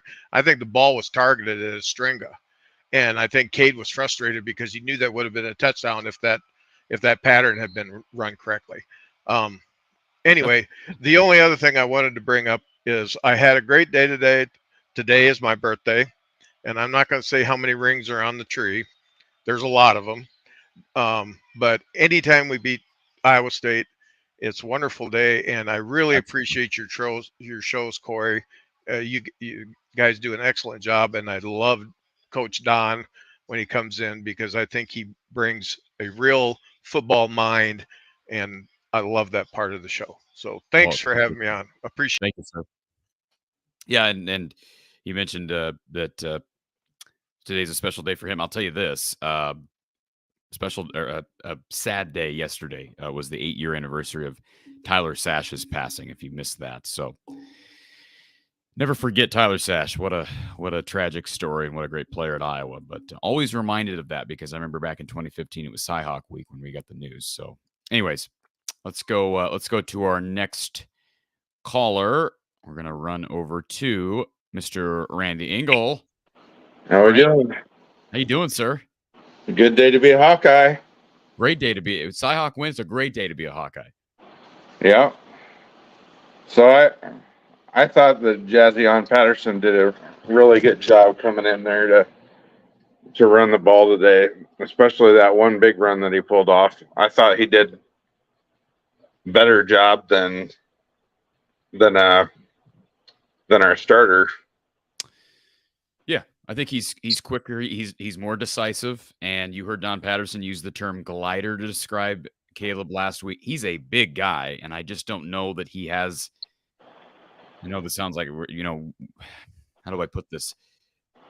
He doesn't always hit the holes hard enough, quick enough, and maybe part of that is his size. There's not a lot like Derrick Henry. Okay, Derrick Henry is just a freight train. Yeah. Braylon Allen is not Derrick Henry. Braylon Allen is good, but we saw him struggle at times last year. So no, I agree with you. I really liked Jazz Patterson at high school, and it's good to see him getting some run. And he's not going to be the starter next week, but he should get almost as many carries as of right now. He should get equal amount of carries as Caleb, because right now he's protecting the football and he's running hard. Yeah, I think you're right. I would like to see us try to get some more wide receiver involvement next week, especially Caleb Brown has got all that hype coming in from Ohio State, but he hasn't touched the ball even once. Randy, you want to take a guess, take a stab at how many receiving yards Iowa had 2 wideouts today? How many receiving yards do you think the Iowa wide receivers totaled today? It's probably under 40. 29. 29. 29 yards on. Seth Anderson had that one really nice catch, and then Reganey had a couple. They had 1 catch. Make sure I have this correct. Yards 7.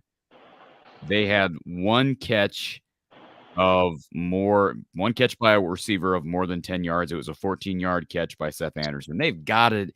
You've got to figure out a way to generate explosive plays in the passing game. They did it last week.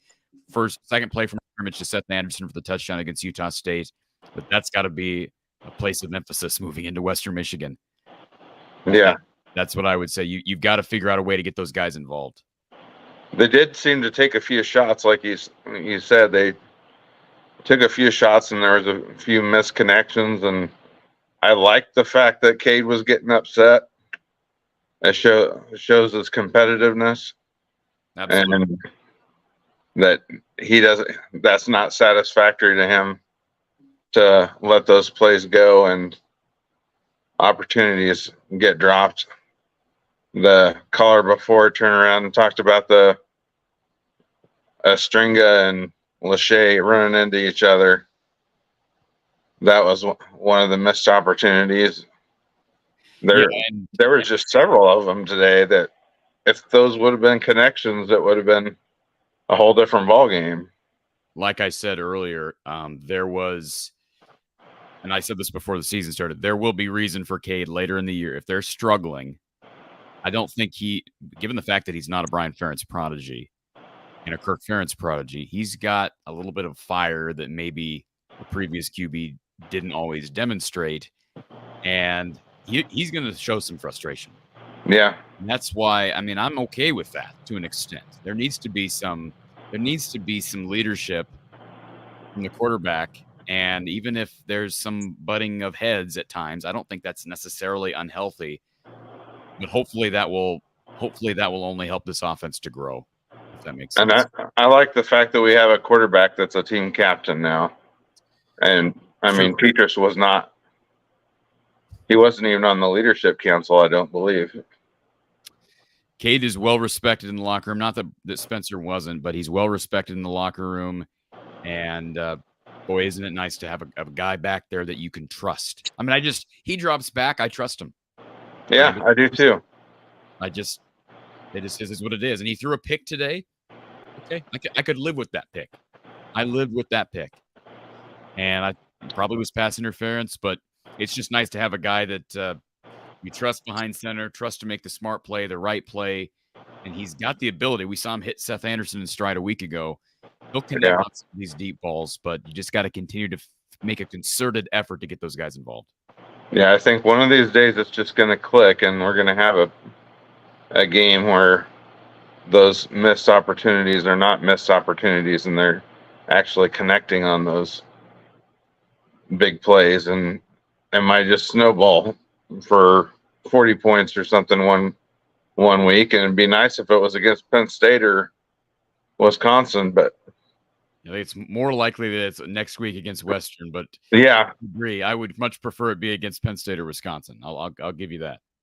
Yeah, I appreciate you, Cory, and I appreciated your little rant at the stadium with the Tyler Crick impersonation. Did you like that, Randy? Yeah, yeah, that was good. It felt good to be. I'll tell you this, Randy. It felt good to be in Jack Trice. I was a part of. If you go back to, I think it was 2015. I was in Hilton for the Iowa State game, and that was the game where Jared Uthoff scored 30 in the first half, and then disappeared. Disappeared. Iowa State came all the way back. They were down 21, won the game. So I've been a part of this series on both ends. I was at the Iowa State basketball game this past year, and I mean, I've just seen this series play out in so many different ways, and to be able to be in Jack Trice today and hear the hush of the crowd, it was nice. Yeah, I was thinking about that for you. That'd be really nice living in Ames and being able to hear the hush of the crowd. So it's beautiful. Appreciate all you do, Cory. Thank you, sir. Appreciate Randy. And of course, you saw his man cave down there, and he's one of our many sponsors, and he's been with us a long time. So be sure to check out his great work, and you can check out all of our sponsors in the descriptions of our videos. He's got some good NIL deals with some players and artwork going and prints. So great gift ideas, and just maybe you want to spoil yourself with a Hawkeye print this time of year. Good time of year to do it. All right. DC Hawkeye. Want to say thank you, DC Hawkeye. Appreciate the super sticker or super thanks. I can't tell what it is. When it comes through on StreamYard, it doesn't actually show me whether it's a sticker or a thanks. Whatever the difference of the two is, I don't know. But thank you. Appreciate the donation, and appreciate everybody for being here and for being a part of this show. We're going to roll along here for at least another 45 minutes to an hour. Again, we're recapping Iowa's win over Iowa State. And by the way, we'll be back with Coach Patterson again tomorrow, talking more Iowa football, recapping, and I'm sure we'll look ahead to the 2 weeks ahead, including Western Michigan, maybe even a little bit of Penn State. All right, folks, we'll be right back after a word from one of our generous advertisers and sponsors. We'll be right back with more Iowa postgame here at From the Hawkeye of the Storm. Imagine the Possibilities is dedicated to empowering people to reach individual achievement across the spectrum of life. We believe in creating lasting relationships, empowering people for success, and cultivating joy. Our team of passionate people work each day to serve our communities in ways that create a lasting impact. We believe in creating opportunities for people with disabilities to achieve goals, build skills, and celebrate all that's possible. If you want to learn more about us or join our exceptional team, visit us at imagineia.org. Camping the Night Away is coming up Thursday, October 5th at Cedar Ridge Winery and Distillery in Swisher. This annual Children's Cancer Connection event is one way you can support Camp Heart Connection camps, offered free of charge to Iowa families affected by childhood cancer. Enjoy a camp-themed evening of food, drinks, games, auctions, and raffles, all for a great cause. Get tickets at childrenscancerconnection.org. That's childrenscancerconnection.org.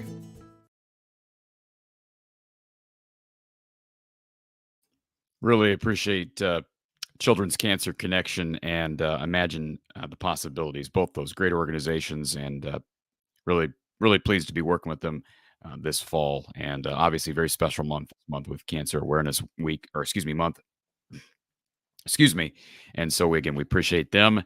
Let's roll along to our Iowa Smokehouse call-in line. Let's see, who do we have next? We've got, I believe, let's see. Let's go to our phone line. We've had him online on hold for a long time. Thank you for calling Iowa Postgame here from the Hawkeye of the Storm. And thank you for calling our Iowa Smokehouse call-in line. Who's on the line? Lomansky, Cory. Lomansky. Say you've seen two games in person, which is quite valuable. Can you tie any of the two games together with your analysis or what you saw today?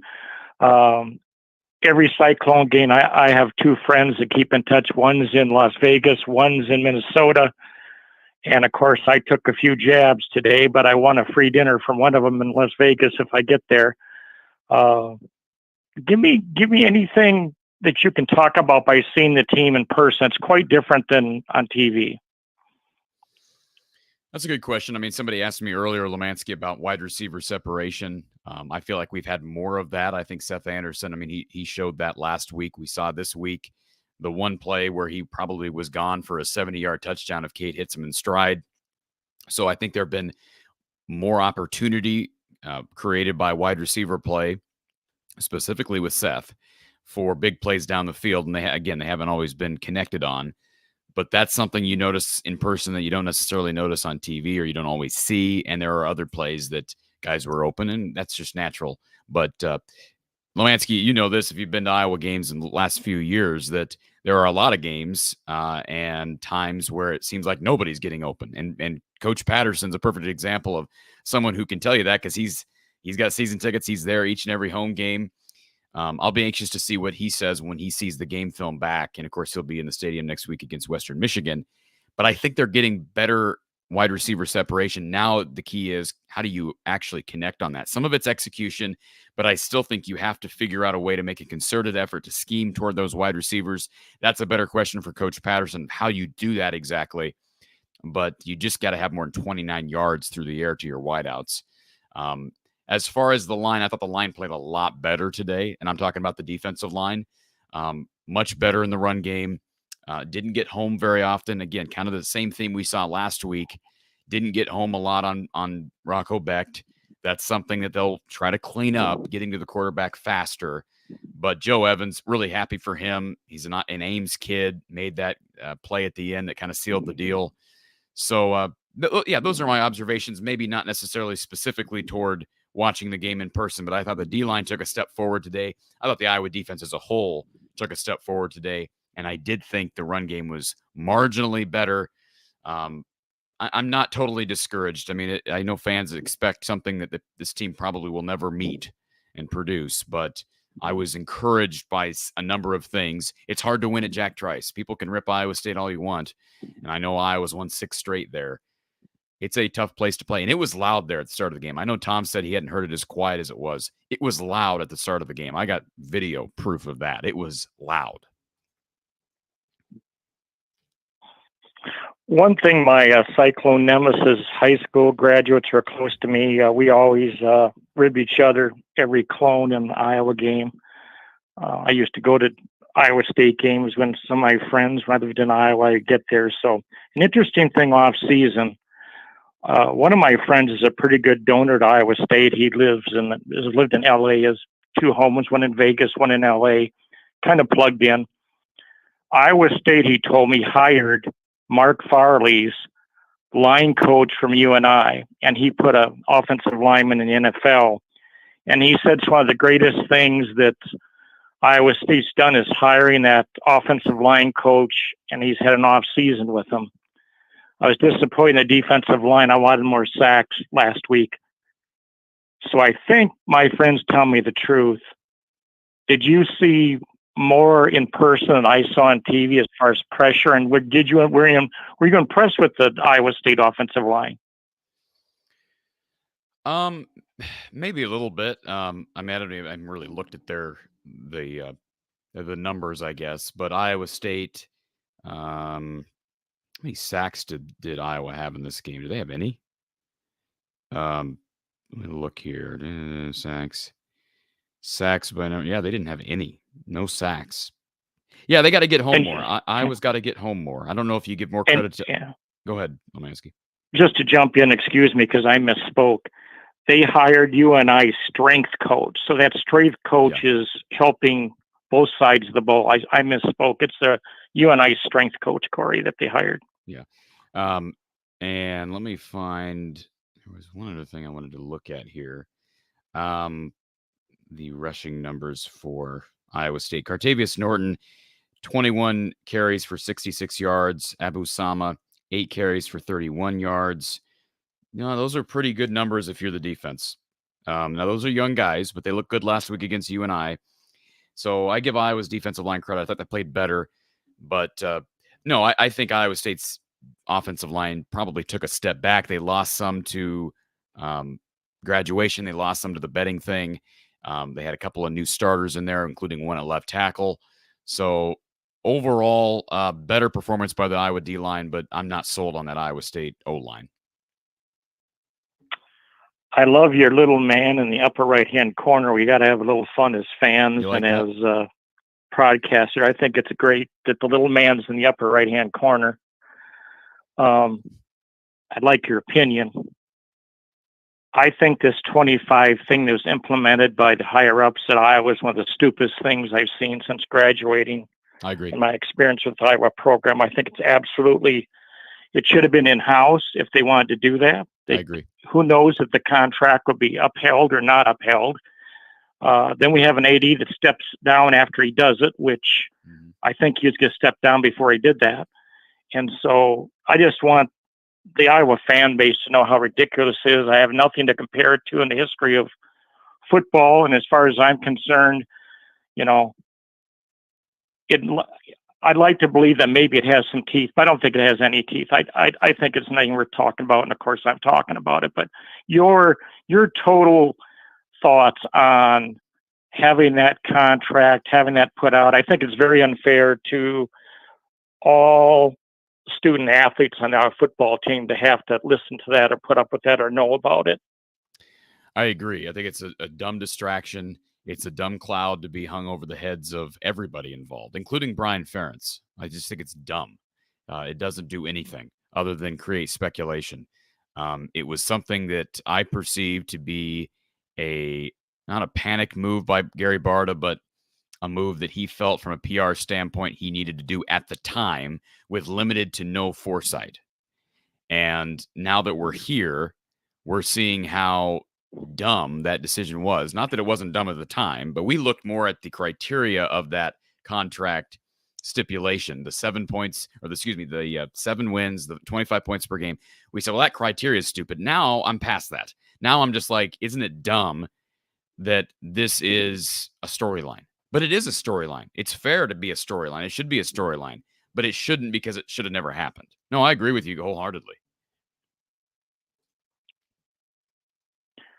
Well, I'm glad. I guess one thing, I'm going to change my thought process here. One thing that I think we have to accept as Iowa fan base, and Cory, if you would have seen a lot of games that Don Patterson and Hayden Fry called as offensive schemers and offensive thinkers, one thing you got to realize who you are. And as a fan base, I think we got to understand that I hope we can go far, but and congratulations to Kurt for 200 wins. And we're awful blessed to have him, but we are somewhat limited by 2 out of 3 phases being elite and the approach that we play risk-averse football, and nothing says that more like the second half, play calling, schemes, what have you, in the second half against Iowa State. A lot of programs would have won by 21, and, you know, when we play, my point is, when we play better, let's say we go a long ways, we got to play to win and not play risk-averse offensive football because we'll get beat. And I just hope the fan base be patient with Cade. What I like this year, Cory, which will be just fun, we tossed about, is it wide receiver separation? Is it offensive line development? Is it quarterback play? The resume of McNamara erases one part of that 3-piece puzzle.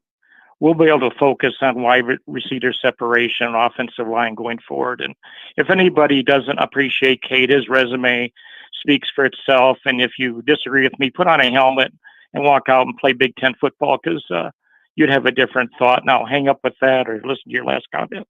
No, I appreciate that, Lemansky, and always appreciate your kind of macro look at everything too. And I think you agree with me that this is a good day, not only because of the Cyhawk win, but seeing Kirk Ferentz and his 200 win. I haven't seen him get emotional yet, but it's always wholesome to see that. And overall, it's a good day, despite, like you said, the continued lack of balance with the 3 units. But it is what it is. They're 2-0. Yeah, I think the way he reads progressions and where he's at on the field and all those, there's about 10 things that a quarterback needs. It's interesting to have Don really analyze his quarterback play, being an offensive coordinator and head coach, because I think by the end of the year, Don's going to be pretty complimentary about if he can stay healthy, our quarterback play this year, because we can't point the finger at the quarterback very much this year. At least it's hard to change when you get old, and you got to give Captain Kirk some pub, because he's he's still young at heart, and we're lucky to have him for 200 wins. I'll hang up and enjoy the rest of the program. Thanks, Lemansky. Yeah, good stuff. Really happy for Kirk Ferentz today. I don't need to just continue on that spiel. Good man, good coach, deserves it, and great to see him do it in Ames. Micro Mage. Was that supposed to be micromanage and micromage? Anyways, thank you for the super chat, ma'am or sir. Join the Swarm Collective today. It helps Iowa athletes and local charities. iowaswarm.com. So thank you for that super chat. Absolutely. Had some Swarm beer prior to the game today. Let's get back to our Iowa Smokehouse call-in line. We've got 2 Kyles in the queue. Let's go to Kyle number 1. Kyle. How you doing, Cory? Doing good, man. How are you? I'm good. It was a good day to be a Hawkeye. Absolutely. None of them are perfect, but it's shutting up Jack Trice was good. I saw a tweet, and you can attest to this because you were there, that said that they were pumping out a ton of artificial noise to make up for the fact that the stadium was really quiet and that he walked away with a headache. Yeah, I didn't walk away with a headache, but it did seem louder in there. They really go hard with the music. Yeah. And I thought the crowd was loud early. The cyclone power, that crap. I thought the crowd was loud early, but yeah, once they got the 10-0 lead, it was silent. And I was with some rambunctious Iowa fans. We had a lot of Iowa fans in our section, by the way. And it was good to be around fellow Hawks. But I give Iowa State fans credit. There are worse fan bases. There's a lot of loyal fans in this fan base. And you can say I have a soft spot for Iowa State if you want. But it was silent in there. I feel for Iowa State to a point. I know people in that program. But Iowa thoroughly won this game, and no, it felt good to be in the stadium. And the Boo Birds were out, and I don't blame them, frankly. I thought the clock management down the stretch was awful and very unlike Matt Campbell. Yeah, terrible. And I would agree with the fan base statement. I think to compare, there is no comparison between your typical Nebraska fan and your typical Iowa State fan, in my opinion. Yeah. Let's just say this too.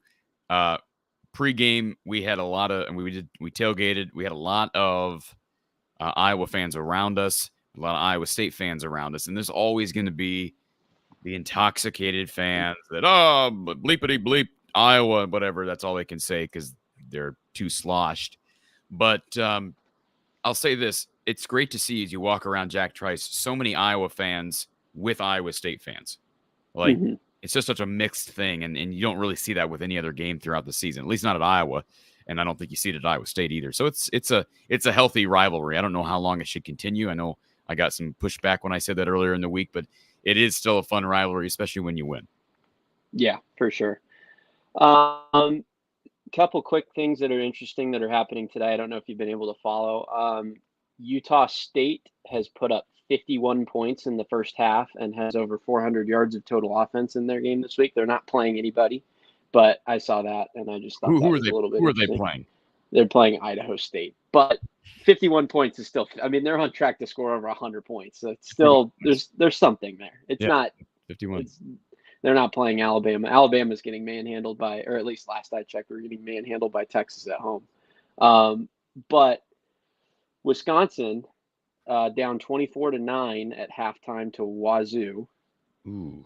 Not a good look. Minnesota into the third quarter is struggling with Eastern Michigan. They're up 10-6, and then obviously Illinois got hammered last night by Kansas. So not a fantastic look for the division. You missed Maryland. They're down 14-9 against Charlotte.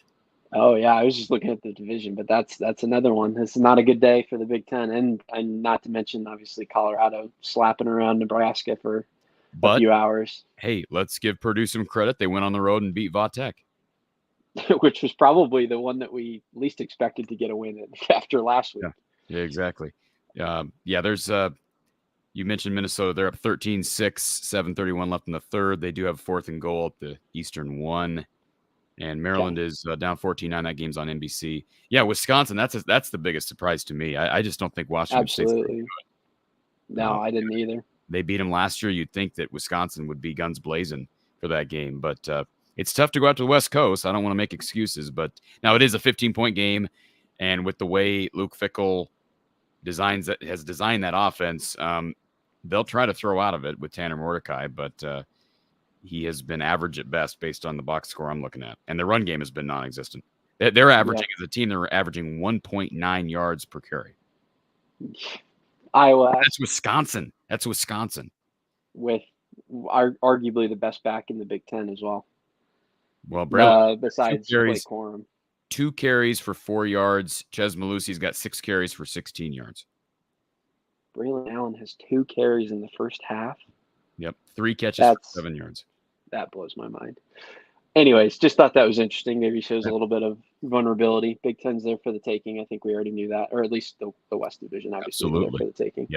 Yep. I want to clarify for some people listening about the contract, because I know we've kind of been keeping track of the 25 points per game thing. Mm-hmm. If he doesn't get the 25 points per game thing, he is not necessarily gone, correct? Correct.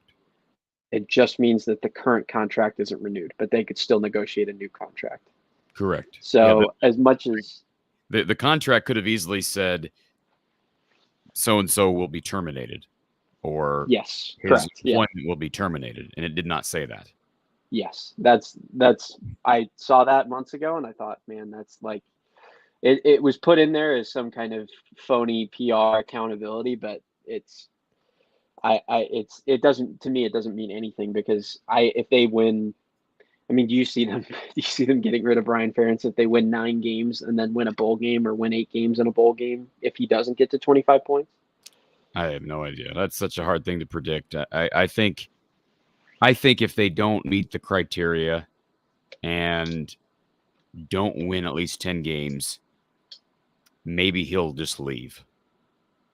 I said that last year, though. I was wrong. I mean, I could see that more than him getting fired. I think in any circumstance, they're not going to terminate him. I mean, he's not going to. I mean, Kirk is going to go to his son, and he's going to say, "You need to go find another job or something." Right.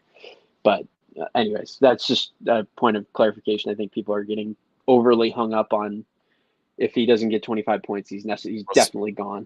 And Kyle, let's just remind everybody of one thing, and you know this: the situation with Brian Ferentz and him finding another job, and there was talk about that. It wasn't just me. A lot of people talked about that. People in the media talked about Brian looking around at different jobs and the Patriots situation with Bill O'Brien. Let's remember a huge variable that has changed since that all occurred. What is that variable, Kyle, that makes him more hireable? Was the lawsuit dropped? The lawsuit's gone. Yeah, it's gone. It's not over his head anymore. It's settled. It's settled. Yes. So, that was a big thing. And you said, well, if, Kirk goes to Brian and says, you need to find a new job. I don't know that he could do that before, because he wasn't going to go be a running backs coach for Tulane or for Miami, Ohio, because that is perceived as an obvious step down. But he also wasn't going to get a coordinator job at a Power 5, and probably not even at a G5 school. No, especially with that lawsuit. But now the lawsuit's gone. Maybe he's more hireable in the league. Maybe there's a bigger Power 5 program that would hire him as a tight ends coach, and that would kind of be I don't know. But I think I could see a change there. But it would we got 10 games left. Let's hope the offense looks a lot better. I am not rooting against him. Like this little cute thing we have up here. I just kind of find a sixth sense of joy in it. 22 points per game is their average. Yeah, exactly. And I don't know if they'll hit that or not. I thought they'd score more points against Utah State. They didn't. I had them at 27 for today's game. They scored 20. And you're right, Kyle. I saw you in the chat. the points are 20. There was not 13. The pick six counts for Brian. Yes, it does. Which I'm not even going to get started teeing off on that. But that's the fact that Sebastian Castro makes a great play and Brian Ferentz gets to celebrate is just beyond me. We had several waste downs today. Okay, I know Don talks about this often, and he brought it to all of our attention last year a lot, and I've kind of been following it ever since. Do you know what our play calling split was on waste downs today? They didn't take a shot on any of them, did they? 100% run for an average of less than 1 yard per carry. Yeah, how many waste downs was it? Like 3 or 4? It was 4. They had a Caleb Johnson 1 yard run, a Caleb Johnson 2 yard run, a LaShawn Williams 3 yard run, and a Jazz Patterson 3 yard loss. That was their use of waste downs today. Do you know what were the downs and distances on those? 2nd and 1, 2nd and 4, 2nd and 4, and 2nd and 5. So I don't know if you count 2nd and 5. I would count 2nd and 4 for sure. But I don't think Don would count 2nd and 4. Interesting. I could be wrong on that. You're telling me they only had one? Didn't they have a 2nd and 2 somewhere in there? I just briefly went through the play-by-play. I can go back and have another quick look, but that's all I saw. They had a 2nd and 2 on the first drive, and then the 3rd down and 1 after the 1 yard gain was the Jazz Patterson breakoff run. But after that, I didn't see a single. 2nd and 6, 2nd and 4.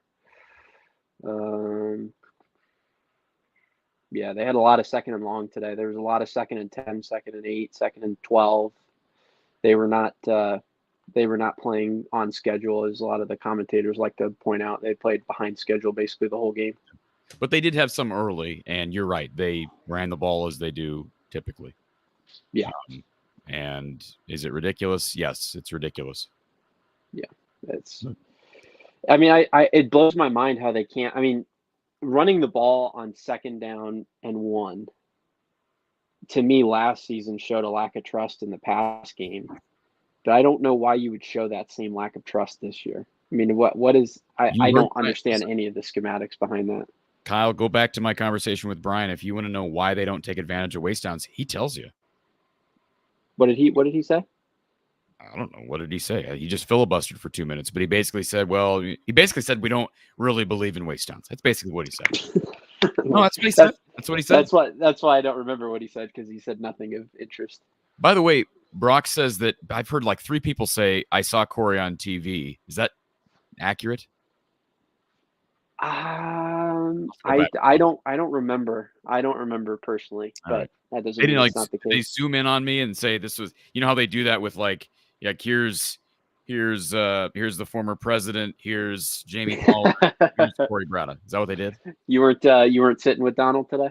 I don't know where the Don was. I wasn't looking for the former president, and I don't know where. I didn't see any. The only people I saw that I would say were famous at the game was the Iowa coaches.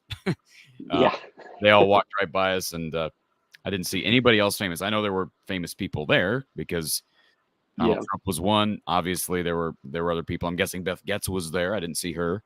And anyways, I'll have to watch the game back on Fox. Yeah. I thought it was. I can't remember if it was you or caller made a point earlier about the 3 defensive lineman set and how that's harder to run on. And I noticed that throughout the game, because I feel like, just generally speaking, for the offensive lineman, it's just harder to get hat on hat. Now, I watched a lot of the Penn State game today as well, and they played 3 defensive linemen, or they did for a lot of the game today. So that's not something that is going to necessarily be different for them. But do you know off the top of your head? I don't think does Wisconsin runs a 3 defensive lineman set as well, don't they? Yes. And then I can't remember Minnesota, or are there many teams in the division that do that? Is that going to be something that's kind of alleviated moving forward? I just thought that was interesting today. Wisconsin's the one team that traditionally runs a 3-4, but I don't know what they're going to look like now with the new coaching staff. And of course, Jim Leonard's no longer there. So I don't know what they're running defensively. They've been really effective. Iowa State's similar. They're not a 3-4, but they call that a 3-3-5. And how that defense is kind of set up. But it's hard because you don't know where pressure's coming from. They may show, 5 or 6 guys, and then 2 linebackers go, and they drop guys back. Almost similar to the Don Brown defenses back at Michigan. I think back to 2019 and the havoc they caused Nate Stanley that game.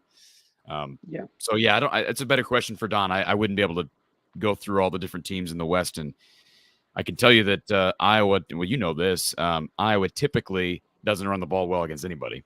So, correct. I think the 3-3-5, the 3-down lineman is probably a fair assessment as to part of the reason maybe Iowa struggled to consistently gain ground today. But at the same time, I tend to think, well, they don't really do it against anybody. So what's the difference?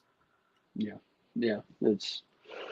It's just a different look. They also, one thing they flashed on the TV for a couple of seconds, you probably didn't see this, or maybe you saw it on Twitter, but one of the key stats that they focused on in the first half once Iowa went up early, they showed that Iowa is 63-2 when up 8 points or more since 2015. They have 2 losses in 65 games when they're up 8.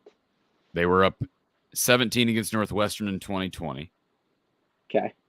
And when they were up, so what was the other one then? At any point, you're saying at any point in a game, if they were up 8, they're at any point in the game, if they're up 8, they're 63-2. Since when?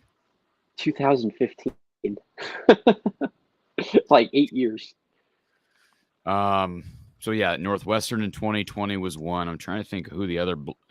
When did they blow a lead? A considerable lead. That's a good question. I'll have to think about that. I could probably think about it if I really pushed myself. But do you know the answer? No, I don't. I just saw that stat and I thought, well, I mean, we do complain that they get very conservative, but I mean, 63-2. I would love to know in comparison what that record looks like for other teams. Yeah, that's impressive, and that's in spite of the fact that they typically don't run the ball well. Yeah, which is weird. That 63-2 screams of a good running team. But you know what? It also screams of an elite defense. Elite defense. Yeah. Elite. I thought defense was interesting today. First of all, props to I thought Nick Jackson took a big step this week. Played better. Couple of really good pass rushes, and also just did not look like he was getting exploited in coverage. There was a couple of times he was just a half step. He was flat-footed on a couple slant routes. But, I mean, besides that, the isolating that kind of took place last week, I thought was non-existent this week for the most part. He got burned, and it looked like a zone coverage twice. But that was, I said burned. It was a 10-yard gain. Yeah. Go ahead. No, I was just going to say the defense as a whole was a lot better. And I agree. The D-line's not getting home. That's the one thing. Like, I'm sure if you're Kelvin Bell and Jane Neiman, that's what they're going to be looking at. How do we get our guys home? Because I didn't feel like Iowa State got the ball out of the pocket as quick as Lagasse or whoever the quarterback for Utah State was last week. Yeah. So how do you account for that? How do you get there a split second sooner? I know that's probably easier said than done, but that's going to be something I'm sure they're going to look at. And look, it's not a bye week, but this is as close to a bye week as you're going to get until your bye week, right? Like, yeah, you need to use this as maybe experiment with some people, and try some different things in the passing game and see if it works. I don't mean to say you should throw mud at the wall and see if it sticks, but to an extent, you can probably get away with that against Western Michigan. But the other thing they need to go up against Western Michigan and dominate on the ground. They need to dominate. They do. They need to just push them around. And what did Syracuse gain on the ground today? Let me find this number. 153 yards, and then they had 343 yards in the air, 500 yards. How do you have all that in front of you? I was already looking at Western Michigan just on a tab. I was just curious about what So they actually did the didn't run previous the week. ball that great. I mean, if you think Yeah. about it, 4.1 They yards, per rush, they outscored them by Syrac- 41. Syracuse they scored 17 in the first quarter, 28 in the second, and then they only scored 3 the rest of the way. So the game was over at halftime, and then Syracuse, I guess, turned into Iowa for 2 quarters. I guess so, yeah. But they should be able to run the. I mean, again, if this is a team that's going to sniff a Big Ten title, they got to be able to dominate on the ground in that game. And if they don't, then I'm going to be extremely skeptical about their ability to win at Penn State.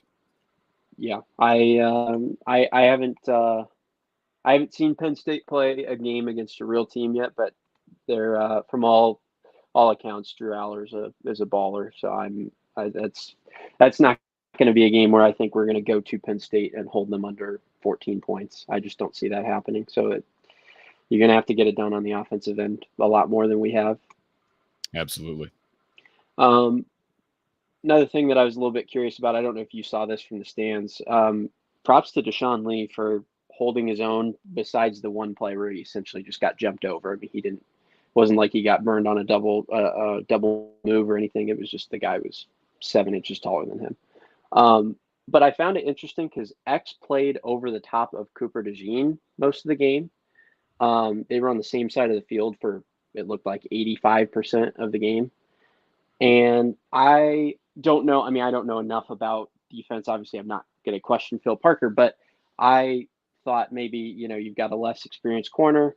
Why not chuck your 5-star athlete over the top of him instead of Sebastian Castro or was it Quinn Schulte was playing over the top of him for most of the game, I think. Well, I'll say this. I know the coaching staff really likes Quinn. Yes, that's one thing. I know Xavier's the Flash because he's a 5-star. The other thing is I'm no defensive guru either, and but I'll say this: this is how Iowa works with corner. We've seen in the past with Phil, his defense is designed where he's got guys that play certain sides of the field, and so I'm guessing maybe your strong is going to play this side, and your free is going to play this side. And he probably doesn't want to have to move that and change that unless he absolutely has to. And I think they have confidence in Quinn. That would be my guess, but that would be a good question for Coach tomorrow.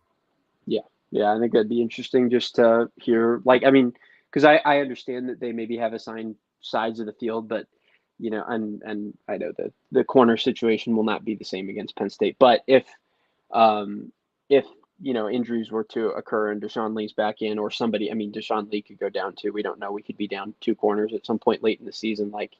Is that an adjustment that he would consider making, is throwing? Because obviously you could do great things schematically, but if somebody gets burned, one way to make up for it is supreme athleticism. And that is something that Xavier Wampa has that Quinn Schulte, I don't think does as much as I like him. I'm serious though. I have more faith than most people do in TJ Hall. And I know he got burned against Nebraska, but he's a year old. Yeah, I think he got an unfair wrap off of what was basically 2 plays, and when he was thrown to the Wolves to replace the best player on our defense last year, I think that was obviously he didn't play well that game, but I think that was a little bit of an overreaction to one game. So I don't know if he's the next guy in. He probably would be. I think they'd be okay with him because I think I can tell you, Kirk Ferentz told me personally, and a little aside that I had with him last year, I was, of course, talking about my relationship with Don Patterson. Of course, TJ's dad played for Don, and Kirk made a point of saying to me, kind of in an aside setting, he said, TJ is going to be really good. So I know Kirk believes in TJ Hall, and he's got a gear athletically that not everybody has, and he's long. Yeah. So I don't know. Yeah, Deshaun Lee I give kid credit. He just got here. It seemed like he just got here yesterday. He's a redshirt freshman. He's holding his own out there, and we'll see the battle. I don't think that battle is decided. I don't think it's just automatic that Jamari Harris comes back and takes over. I really don't. Maybe I'm wrong on that, but right now Deshaun's playing well, and Phil's not going to go away from the hot hand. So we'll see. Jamari, I mean, I know Jamari was really good in 2021 for the age that he was. I don't recall him making a whole bunch of big plays last year. Well, he was hurt last year. He was hurt all year. Okay. All right. He Yeah. was hurt all year. Yeah. Okay. Good.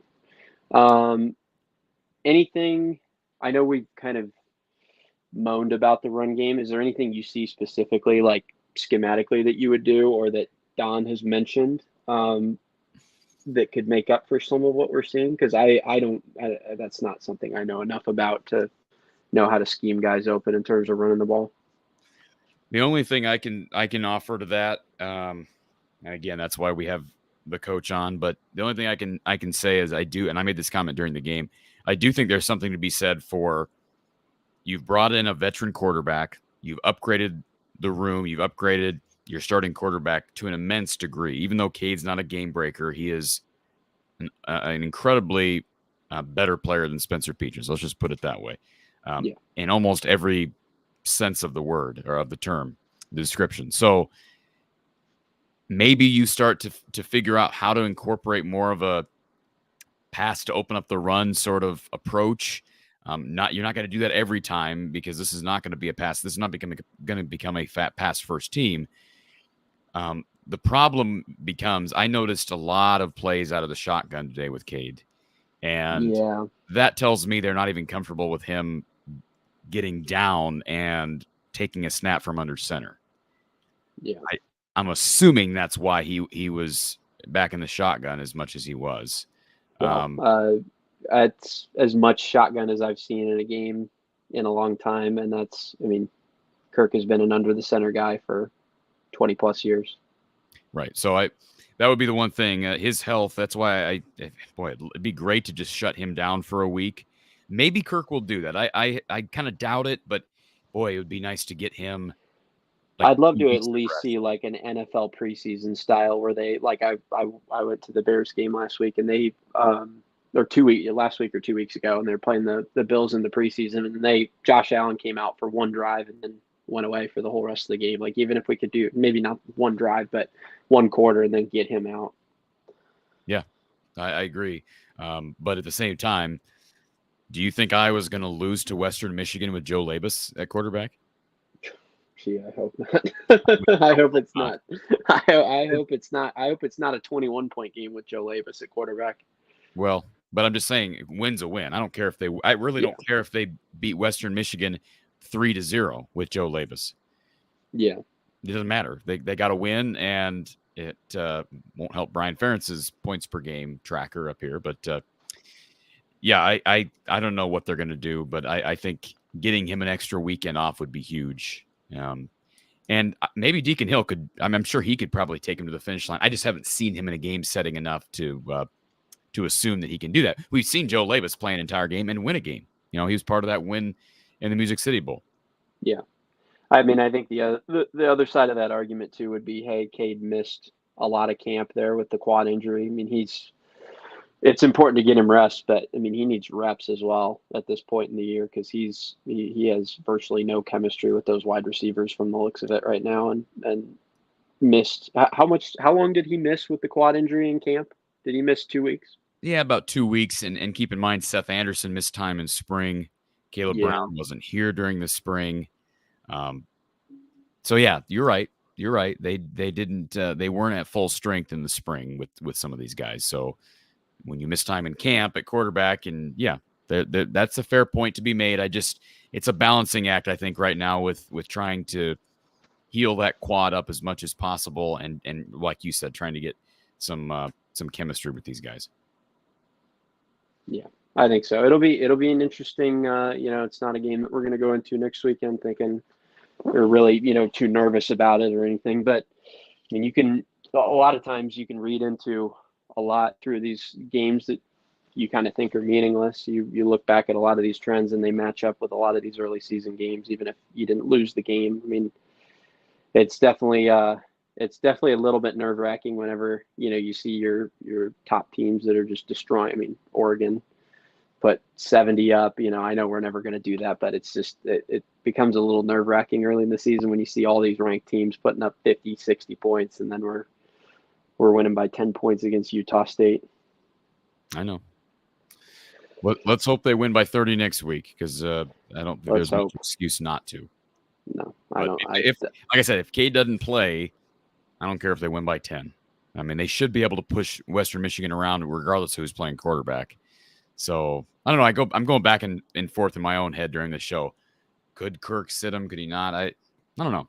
Maybe I'm underselling that approach. Maybe Kirk will do that.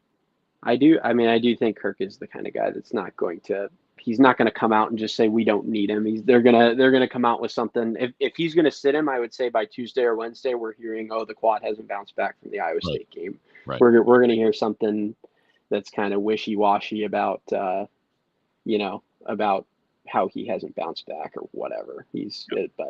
But it doesn't seem, off character for him to sit him at least, 3/4 of the game or the entire game either. So I don't know. I'll be curious to see how he handles that. Western Michigan has 2 defensive linemen over 300 pounds. Most of their starting defensive line is 270 pounds or 275 pounds. So if they can't push those boys around, yikes. Absolutely, Kyle. Appreciate your call as always, sir. And I know you've been a help to the channel, so thank you for that. And we'll hopefully talk to you tomorrow. All right. Sounds good. Thank you, sir. Micro Mage. Brian should be O-line coach. Co-OC is the initial script play writer. He doesn't do well reacting and calling plays within the game. Bring this up with Tom, please. Well, I apologize for not seeing this until after Tom was gone. So I apologize for that. Thank you for the super chat. I'll bring that up with Tom next week. If you please make sure to remind me. Be happy to bring that up with Tom. I'd be happy to bring it up with Don tomorrow as well. And we've had conversations with Tom about Brian, and he knows, obviously, Tom is well aware of the situation with Brian Ferentz, and it's something that he's had to write about, and it'll continue to be talked about until it goes away, whenever that may be. I want to give a quick shout out to our sponsor, Iowa Smokehouse. Great food, folks. A better quality snack for game day or whatever day. They've got thick and tender cuts of beef jerky, delicious steak bites, folks. I mean, their steak bites are to die for. They've got ketchups, barbecue sauces. You'll never need to look anywhere else for your tailgating and your game day needs. Tasting is believing with Iowa Smokehouse. Visit iowasmokehouse.com and use the code Hawkeyes for 15% off your total order. Again, tasting is believing. And, of course, you're supporting an Iowa company and a sponsor of the show here from the Hawkeye of the Storm. Again, thank you to Iowa Smokehouse. Let's bring Kyle, and then we got Tony. Kyle, welcome. How you doing? Hour 3 for you. Is it really? No. Well, yeah, I guess technically it's hour 3. This is like nothing, though. We've done 3+ hour shows. Fair enough. Hey, I wanted to, maybe as an illustration of what I'm going to say, bring up, a caller a while back who was critical of the negativity surrounding the offense and how the fan base will never be satiated. And I understand that. I can attest that negativity sells, and I think that there's a certain amount of truth to that, and I think that's fair. That being said, real quick before you go on with your point. Ahead. Yep. These are just words, but I have never, ever formatted my show with an agenda. 100%. 100%. Yeah, I'm not at all speaking towards you as much as I'm saying, I can affirm that being more negative helps in certain ways, as we've seen on social media and whatnot. I can affirm that and honor that point. I agree. And I think that sometimes there are some very loud people who are very negative in wrong ways that can probably make fans like that frustrated. And so I just want to start by affirming that. I do think, though, that when I listen to, say, the Big Ten Network, for example, it's painful because it's like there isn't much critical thinking. It feels like, I mean, I remember years ago, John Miller saying when he was on that show, like, I don't know the full story, but he wasn't on long because he said some things that were critical and thoughtful, and they didn't want that. They wanted something that, kind of towed the company line, so to speak. And personally, I just find that not very interesting, that there can't be this balance. And that's what I've always said, and I think a lot of people appreciate about your show, is the fan, and yet not ignore the things that are hard, and to try to discuss them in a somewhat balanced way to the best of our ability. And we're all failing, hopefully upwards a little bit. I think the thing that I would say that it's hard for me in terms of kind of pointing at that negativity and whatnot is it always, and a future caller mentioned this as well, it always comes back to, well, remember there were those 3 plays we didn't execute. And I just want to say, as a coach myself, perfection is not possible for my players, and it's not possible for the Iowa players. I'll use a Kirkism here and say the other team's trying to win as well. And so absolute perfection in execution is not attainable. And your job as a coach is to put your players in a position to win and in a position to be successful. And absolutely a part of that is execution. But a lot of that too is widening the gap so that when they do fail, it's not so catastrophic. And we should not be dependent on 2 or 3 plays that happen to break down to tell the story of Brian Ferentz's awe-inspiring offensive play calling day. Precisely, because you could just as quickly point 2 weeks ago and, well, the D-back fell down on our first touchdown pass. Is that execution or is that luck? I don't know. You know. By the way, good double move by Seth Anderson. 100%. Yeah, it doesn't have to be either or. You're just simply trying as a coach to put your kids in positions to succeed, and that's not just about execution. Is the point? 3 years ago, we graduated 6 players from our baseball program, and we broke the school record for home runs. And yet we recognized we weren't going to be able to do that with a bunch of underclassmen. Now, we didn't go away from our training. We want to hit for power because we think that's the best thing to do. But we really emphasized the small ball game, and we've won the last 2 league titles because of it. We didn't go away from who we are. And I think that's the thing that's so interesting is anytime Brian is asked about this, and maybe sometimes Kirk, it's like, well, what? You think we're going to go 5 wide? No, we're not asking for this total new system. I think what we're saying is it doesn't seem like seems like you're trying to fit square pegs into round holes. Like you're just so stubborn. Well, it's always worked this way. It's like, well, that's not a coach's job. And I think that the best people in business and in coaching and in every area of life know what is the most important things to be faithful on and not change, but are also not so stubborn that they're able to adjust. Even in-game adjustments. I make in-game adjustments all the time as a pitch caller for our pitchers. And I think that's kind of came up over and over with Brian. We don't see that. You saw a definitive change in the defensive approach for Iowa State today. They started to blitz. They started to say, we're going to try to stop the run and put pressure on Cade. And you never know. Maybe it was that because they thought about his leg. You saw an adjustment, and I did not see an adjustment from the Hawks in light of that. I just saw them go, yeah, but if we just execute, it's like, really? I think that's the only thing that I would say is just add that for any sort of criticism about, well, we just need to execute. Fair enough. We do need to do that better, but there's also other things that we could do, because at the end of the day, any game, I've got Texas, Alabama on here, and I can tell you over and over that there are times where their players execute really well and it's good play calls, but there's always like a play before that where the quarterback has pressure, escapes, scrambles for a first down, extends it by 1 play so that they can execute on the next play, if that makes sense.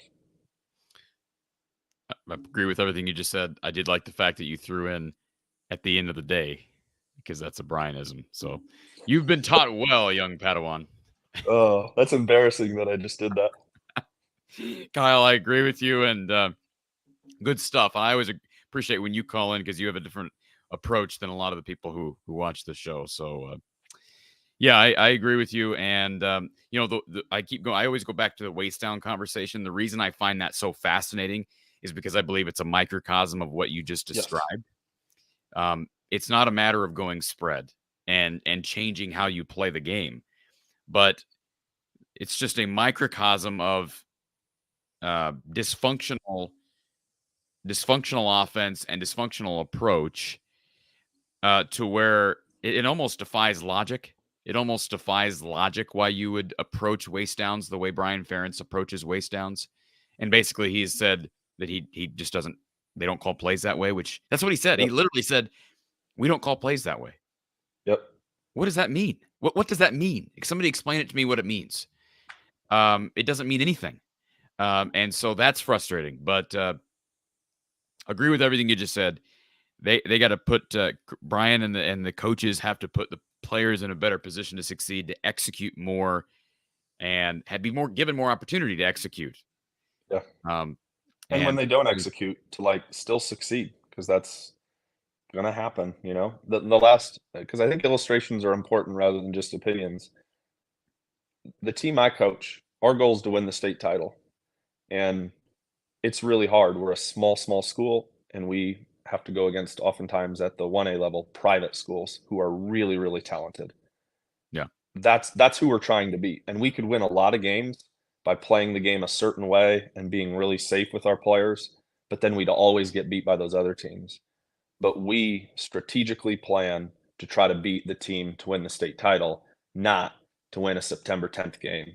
Right. Like we are trying to prepare our team to beat the best team. And I think sometimes that might be the frustration from fans is we know they want to win that game, but we don't necessarily see them putting the players in a position where it's like, oh, so what you're saying is in order to beat Michigan in the Big Ten title 2 years ago, you just have to out-execute them.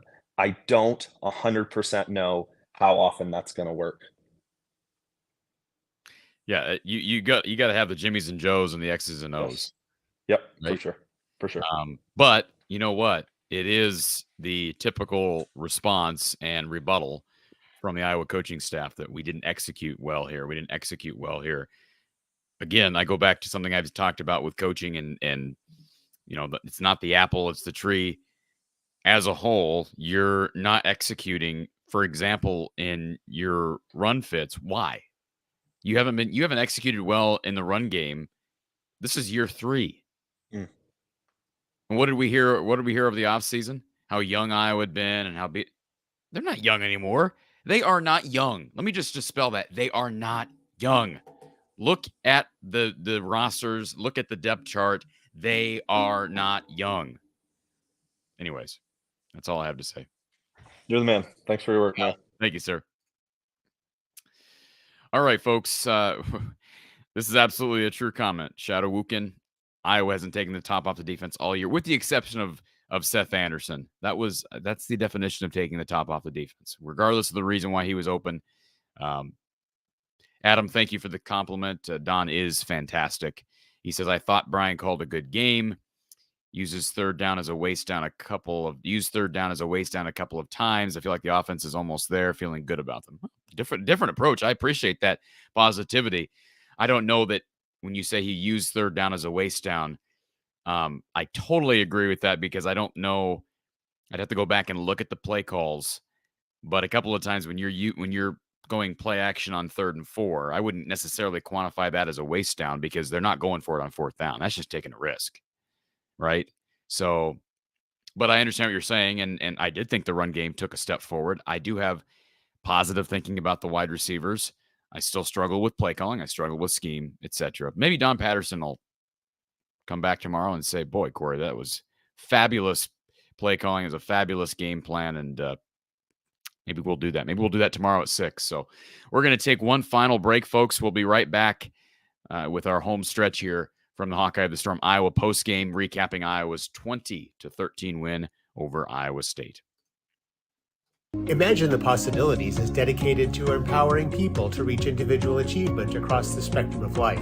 We believe in creating lasting relationships, empowering people for success, and cultivating joy. Our team of passionate people work each day to serve our communities in ways that create a lasting impact. We believe in creating opportunities for people with disabilities to achieve goals, build skills, and celebrate all that's possible. If you want to learn more about us or join our exceptional team, visit us at imagineia.org. All right, let's go back to our Iowa Smokehouse call line. First of all, CJ in the chat. Are my messages going through? None of them are popping up on the screen.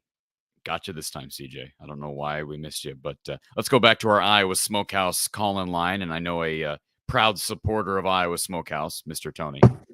Tony, welcome. Hey, is my mic working? Oh, yeah, you're loud and clear.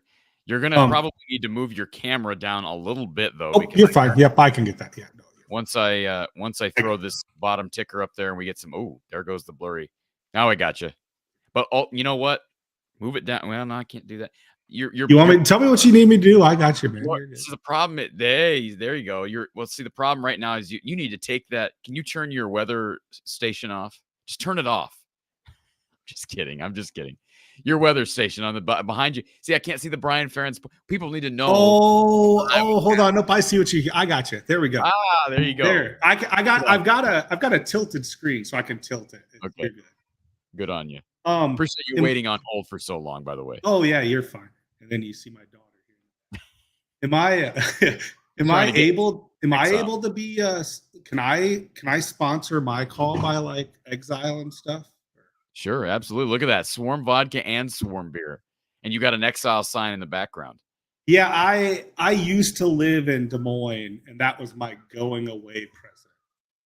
People sign, you can see a whole bunch of signatures. This was way before the Exile partnership even started. So I had the forethought knowing.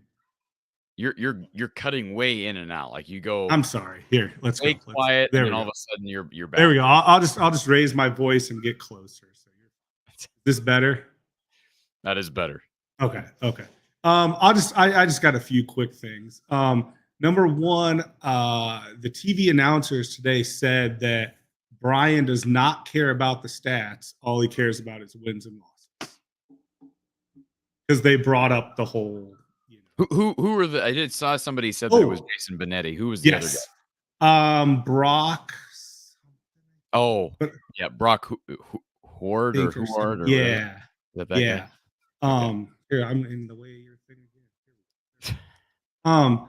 Anyways, I was also going to comment. I think Benetti's probably one of the best, if not the best, play-by-play.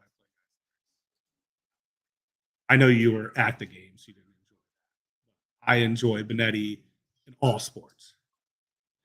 And it was his 40th. It was his 40th birthday today. They presented him with a cake. He was doing the game during his 40th birthday. The other thing I was going to say is I don't know if anyone's mentioned it. I haven't been on the whole time, but at the end of the third quarter, the tight ends almost had like a crossing pattern, and they ran into each other, and it looked like it was going to be an easy 6 right in the corner of the end. Was there pass interference on that play? No, not from what I saw. It was just they just ran into each other. Because it looked like somebody got shoved from behind. And they may have, and maybe not the camera angle I saw, but the camera angle I saw, they just straight up ran into each other. It looked like it was the announcers were saying it looked like it was just a cross up of patterns, and you could easily see where Cade was throwing the ball, and it was going to be the other thing, one real quick thing, and that's all I got after this one is you see the Jethro's Wing Challenge. Heard about this? No, because Jethro's doesn't care to sponsor the show. Okay, it was about the game. Go ahead. No, it wasn't a wing challenge. I'm sorry. It was about the point total today. Okay. Now I'm going to read it. It's just a few sentences. Okay. But pretty much the more or less of it is if Iowa scored 25 points or more, the Iowa City location gets 25-cent wings. If Iowa scores 24 or less, the Ames location gets 25-cent wings, regardless of win or loss. So the Ames location in Jethro's for this week only is getting 25-cent wings, dine-in only, 10 per check. Offer ends on 9/17. 25-cent wings, 10 per check. 10 per check, dine-in only? Yes, limit 1 per order. Limit 1 order of 10 per check. And it looks like you could do it every day if you wanted to remind them, yes, we did not reach the 25 points per game, but we still beat you, and I'm going to enjoy. I'm going to enjoy some wings. I had some wings in the tailgate too, but no, that's a good idea. That's a good idea. 25-cent wings. You don't get deals like that anymore. No, and it was like a week long. It was on their Facebook. All you gotta do is like do Jethro's barbecue, but it was just for the Ames and Iowa City. And I just found it funny they did that, not based off of like who won or lost, but just based off of this contract stipulation that has grown a life of its own. Iowa did it to itself. Yep. Nope. 100%. I agree. Yeah. I enjoyed your little pregame show too. I saw that, and did you enjoy that? I didn't. Sorry that the Wi-Fi was spotty and everything. It was, but yeah, I ended up deleting the video after. I hope people who watched it live enjoyed it, but I was like, man, that was so bad. As far as the Wi-Fi and everything, it was just a mess. But I figured it gives something, give people something to do and lead up to the game. So I had a good time doing it. And then you're having Don on tomorrow. Is that going to be a call-in, or is that just? Yeah, tomorrow. Let me pull this up here. Let me get rid of that. So yeah, tomorrow, myself and Coach Patterson for kind of a belated version of Iowa Postgame. And here we go. Yep, 6 p.m. Central. So Don will have been able to watch the game in full. Like I said, he was in Macomb today, and I'm guessing he's probably back now. But he'll have been able to watch the tape, and we'll take calls. This is a long couple of days because I didn't know that I didn't expect to go 3 hours, but we're getting close to that, Tony. So. We're all sitting watching football. Looks like Wisconsin is going for 2, and they got stuffed, and they're still down 2. Wisconsin going. They're down 2 now. They've come back to within 2. Yep, it's 22-24 with 25 seconds left in the third, and Texas is going to beat Bama on the road. Can you? Texas is now up 10. They just scored. Wow. Crazy day. So, yeah, well, no, there's 25 seconds left in the third, right? Third. I thought I said third. Yeah, if I didn't say third, I meant to say third. And by the way, Maryland has taken control of the game against Charlotte. They're up 24-14. Minnesota's taking control of the Michigan game. They're up 22-6. Rutgers is beating Temple 13-0. So the Big Ten has recovered from some early scares, I guess, in this window of games. Nebraska did not look good. I didn't watch that game, but obviously it didn't look good. They got killed. So, and one last thing, a closing old friend, I guess, is Tom Kakert always says an old friend. South Dakota State played Montana State in Brookings tonight, and it appeared Montana State won, and then they did a replay reversal, and then South Dakota State won on a replay reversal. Wow. Okay. And that's number 1 and number 3 in FCS. So that's a pretty good matchup for FCS. Non-conference matchup. Yeah, because they're both they're not. I think Montana's like the Big Sky. Big Sky. Yeah. Okay. Thanks for your time, Cory. Yep. Thank you, Tony. I'll see you next week. Have a good one. Sounds good.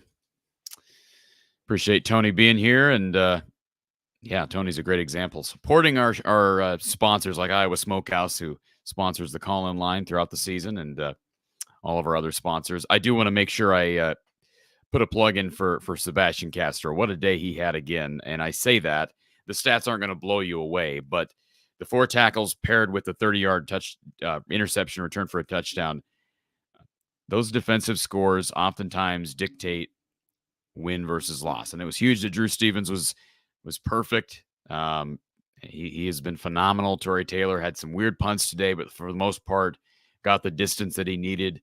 And Iowa was solid, rock solid on special teams. But Sebastian Castro, he's our RTI Threads player of the game. His interception was just huge and broke to the ball nicely, kind of similar to what Jeremiah Cooper did for Iowa State a week ago against UNI. And again, finishing plays. I know that's preached to the Iowa defense. We not only want to create picks, we want to turn it into scores because how many times have we seen Iowa force a turnover and then settle for a field goal or go 3 and out? So again, Sebastian Castro, rightfully so, our RTI Threads player of the game. All right. We've got a couple of comments in the chat that I think I missed earlier. Barring something unforeseen, we'll probably shut down the call-in line for the night. Lemansky, I missed your super chats earlier, so I apologize for that. Lemansky says, Cory, you called it. Running backs need to hit the holes. Jazz was impressive. Love them Hawks. Give Phil another raise. And he goes on with another super chat. My 2 Cyclone friends via text. Pissed at the end of the game, not passing into the end zone. One friend, a loyal Cyclone donor. Lemansky, thank you for your support as always. Much appreciated. And as a reminder, folks, if you want to donate to the show, in addition to supporting our sponsors, the other way you can support the show is donating There are links in our description. So PayPal, Venmo, Cash App. You can also donate like Lemansky did here with a super chat. It is much appreciated. Yes, Casey Castro was the player of the game. Esther, I missed this earlier. How did the defense play? Again, I thought the defense was a lot better this week. I thought the front four played a lot better. We sometimes forget, I think, that Aaron Graves is just a second-year guy. He physically doesn't look like a second-year guy. Didn't look like a freshman last year, but he's playing a lot more with Noah Shannon out. And they're going to get Jamari Harris back next week, and that will help. I saw the comment here from Eric. Yes, Jamari is scheduled to come back next week. I'm not aware of any injury to Jamari, so he should be back. And answer your question, Doug. Smiles per gallon, thoughts on the Cornhuskers? I thought they showed promise this afternoon that could cause issues for the Hawks. Look, based on what I've heard, I obviously didn't watch the game. Based on what I heard, Jeff Sims was awful. So I don't know. But I can tell you they got killed by Colorado. And I'm not – maybe I'm falling into the Deion Sanders trap here, but I still have a hard time believing in Colorado with all the roster attrition and turnover. But, man, they've got 2 solid wins through 2 weeks against TCU and Nebraska, respectively. King Davis, 73-74. Cade is who I tried to tell y'all who he is. He's a game manager. Shaking my head. Laugh out loud. You mean to tell me he didn't get the wide receivers involved? I got to break something to you, buddy boy. I don't think wide receiver involvement is necessarily Cade McNamara's fault. Go back and watch the last 3 years of Iowa football, and I think you'll change your tune. Hypothetical question. If you swapped our defensive ranking with our offensive ranking during the Brian Ferentz OC era, what do you think our record overall would be? Not trying to make any statement, just curious. That's a great question. That's such a great question. It's hard to imagine. They say defense wins championships, so I would rather have a really good defense because it does compensate for a multitude of errors, so to speak. My guess is Iowa would be close to where they are record-wise if they had just this elite offense and a bad defense, but I would guess that they have a few less wins and maybe not as much respect from the national pundits. There's something to be said for being able to just shut your opponent down and feeling comfortable with, hey, you're up 14. Okay, Iowa State scores on a 4th down. We're confident in our defense. We're not going to do anything we don't have to do, and that makes you nervous as a fan to watch Iowa State trot back out there with under 2 minutes to go with the ball and down 7. But that's a good question. I've never really thought about that. Michael, thank you for the super sticker. That's another way you can donate here on YouTube. Appreciate that, Michael. Thank you for supporting the show. Hugo Main, Cory, if you think Iowa puts up 50, you're delusional. Okay, I'm delusional. I never said they're going to put up 50. I said they need to put up 50 to pad the Brian Ferentz points per game tracker. Lemansky, appreciate this super chat as well. Joined the Swarm last week. It brought us 2 great Michiganders. He's talking, of course, about Cade McNamara and Eric All. Let's be involved. Join the Swarm. See, this is what is great about Lemansky. He donates by super chat. So he's donating to this show, and he's also putting a plug in for the Swarm. So killing 2 birds with one stone in a good way. Thank you, Lemansky. Joey, the receivers need to get more separation along with pass blocking to make the backers drop back to open run lanes. Otherwise, how does the run game improve? Great question. That's a question I'm going to be asking Don Patterson tomorrow. What's the solution right now? Is it still a personnel thing? It sounds like Kirk has remained positive. I haven't watched his post-game presser, but Tom Kakert was on with us earlier. He acted like Kirk has remained positive. They need to run up and down the field against Western. There's just no question about it. Michigan man says Nebraska's offense, their defense was playing really good in the first half. Well, they gave up how many? Like 30-some points. So, I didn't watch the game, but it sounds like the offense was bad. Let's go back to, James, talk about the Jazz block that probably saved the game. What a play. And it was, I believe, was that the 14-yard throw to Seth Anderson? I'd have to go back and look. But, boy, yeah, Jazz had a great blitz pickup in the first half. Found it late, but got there in time and just a big play. I'll have to go back and watch. I know that'll be a play Don Patterson, I'm sure he'll bring up tomorrow as well. Tony says, I hate the contract being public. Makes it so awkward for the team and everyone involved. I agree. But the media has to cover it. We have to talk about it, and I'm going to have some fun with it with this little tracker up here. They did it to themselves. The administration did it to themselves by putting it out there. James H., appreciate the super chat, says it's Whiskey 22, Washington State 24. We are headed to the fourth quarter of that game, by the way. So just underway in the fourth quarter. Wazoo with the ball, but Wisconsin making a push. Hawks all day. What about Jazz? How about Jazz? 59-yard run between the 30-yard interception return for a touchdown and the 59-yard run. Even though the defensive play was a defensive play, those are the two biggest offensive plays in the game, right? Ironically enough.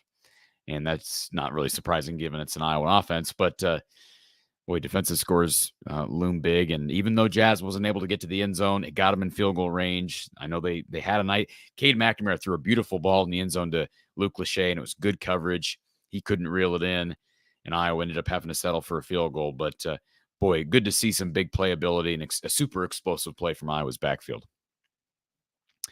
Rick wants to know how bad Iowa will beat Western Michigan. Well, they should beat them by 20 to 30 points. Syracuse is not that good, I don't think. They're 2-0. They played, I think, St. Francis, PA, or who did they play week one? Somebody without a pulse. And that's a middling program in the ACC. I would have to think Iowa could put up 30 against Western Michigan. Syracuse, I think, put up 48 on them today. I'll obviously look at that matchup a little bit more as we get closer to tomorrow. And, of course, throughout the week, I'll have a preview on the channel and whatnot. But Iowa should win easily. And I tend to agree with some people here in the chat that have said, hey, this is probably what we're going to get with Cade. He's probably going to be dinged up throughout the year. That's possible. I just think if you have any opportunity to get him an extra week without doing much of anything, do it now, right? Because we're going to hit a stretch of Big Ten play before the bye week in late October. Do it now. We'll see if they do. Gabe wants to know why we're not seeing more Caleb Brown. Well, yeah, Brian complained. We're not seeing more Caleb Brown because right now he's, I think, behind Seth Anderson, Nico Ragaini, and they're still struggling to get the wide receivers involved. So that's something that they've got to look at and figure out how to do better. They've got great tight end play, but you've got to spread the ball around. And I will say this, Caleb Brown was out there. I believe he was out there with the starting unit today. I don't think it was Deontay Vines. I think it was Seth. First play from scrimmage for Iowa, it was Seth Anderson, Caleb Brown, and Nico Ragaini. It was not Deontay Vines. So I don't know if that means anything or not. Brock says, question to you, the 25 points per game mark doesn't count toward the defensive scores. Yes, it does. If not, that's how it should be. Brian is at 18.5 points per game if it doesn't count. Well, it does. Don't agree with it, but it does. So, yeah, let's give everybody a score update, folks, before we head out of here. And before I do that, I want to give another shout-out to Brad Van Meter and his team down at State Farm and talking about them. Get the banner off of here so everybody can see the ad graphic for Brad. Appreciate him sponsoring this season and the season ahead. If you want to quote on your maybe life insurance policy or auto insurance, boat insurance, whatever the case may be, give Brad and his team a call, 515-256-6480. Again, 515-256-6480. Great stuff. He'll treat you right. He'll treat you better. His team will serve your needs proudly. And, of course, this team has been in business since 1999, and they're part of the biggest auto insurance company in the nation. They celebrated their 100th year of being in business earlier this year. We're talking about State Farm. So, again, rates have never been as low as they are right now, according to Brad. Visit him online at bradvanmeter.com or in person at 4229 Fleur Drive in Des Moines. Free quote, folks. Get a free quote. Doesn't hurt anything, and it'll help the channel, help the platform. Thank you to Brad Van Meter at State Farm. All right, let's give everybody a score update before we head out of here. So we've been talking about that Wisconsin game. Right now, they're trailing Wazoo 24-22 with 12 minutes left in the fourth quarter. Wisconsin has the ball around midfield over on ABC, so check that game out. Let's see. You've got Oregon trailing Texas Tech. How about that? They are in Texas Tech territory at the 19. That game's over on Fox, so they're down 2 in field goal range. Follow that one. And Texas trying to close the door on the third-ranked Crimson Tide, 34-24, and Texas has the ball driving with 5:14 left in the fourth quarter. That's, without question, the most surprising result.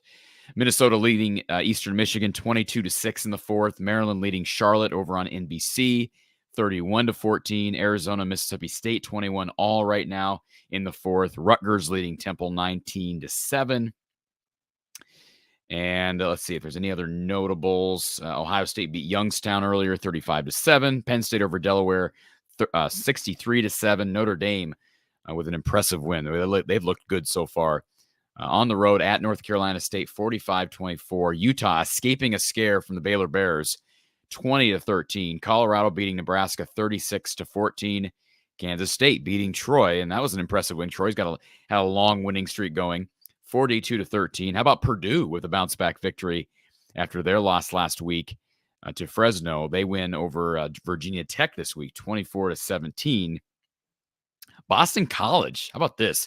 Overcoming a scare from Holy Cross, 31-28. Yikes. But they escape with a victory. Michigan over UNLV, 35-7. Tulane falling to Ole Miss, 37-20. Miami upsetting the A&M Aggies, 48-33. Michigan State over Richmond, 45-14. Northwestern over UTEP, 38-7. Western Michigan, the team Iowa plays next week, falling to Syracuse, 48-7. Washington taking care of business against Tulsa. How about North Carolina needing 2 overtimes to take down Appalachian State, 40-34. And we got a few games still on the docket this evening. Stanford, USC, Oklahoma State, Arizona State, Auburn, Cal, and then Hawaii plays the late games they always do. So a good day, folks. It's a good day to be a Hawkeye. Boy, winning in Jack Trice. It's always better when we have Coach Patterson here, but I appreciate everybody being here. And D-Rock Irish joining the show late. Appreciate that. We'll get to Coach Patterson tomorrow at 6 p.m. As a general reminder, we will be taking calls for that show, so be sure to tune in. Thank you to Brad Van Meter. Thank you to Iowa Smokehouse for sponsoring our call-in line and post-game coverage here from the Hawkeye of the Storm. Our advertisers, RTI Threads, we talked about them at length. Certainly check them out. All of our sponsors are noted in our descriptions, so be sure to do that. Donate to the channel if you so choose. Again, the final today, Iowa defeating Iowa State in Jack Trice Stadium 20-13. The Hawks are 2-0, and they've won 6 of the last 7 in this series against Iowa State. They'll come back home to play Western Michigan, a team that fell in a large way to Syracuse this week. They'll play them back in Iowa City next week. But tomorrow night at 6 p.m. Central Time, it's myself and Coach Don Patterson for a special belated edition of Iowa Postgame. And we'll certainly talk more big picture. We'll talk Western Michigan and how Iowa can improve the run game. I know that's still a common theme among the fan base right now, and rightfully so. And as a final reminder, we continue to monitor Brian Ferentz's points per game tracker. They're just to explain this real quick, folks, if you want to sponsor it, reach out to me. But the 22 points per game is in red because it's below the 25 points per game threshold. And the little arrow is red going down because they have been going down as in they were 24 points per game prior to this game today. They scored 20, so they're going down. So you'll follow that throughout the year. If they go up or down, you'll see those colors change as we go. So it'll be a fun little thing to follow. But again, I appreciate everybody being here. We'll talk to you next week, we'll talk to you tomorrow, 6 p.m. with Don Patterson. Be sure to tune back in, call in, and we'll talk to you then. Enjoy the evening of college football. Get some rest. We'll talk to you tomorrow.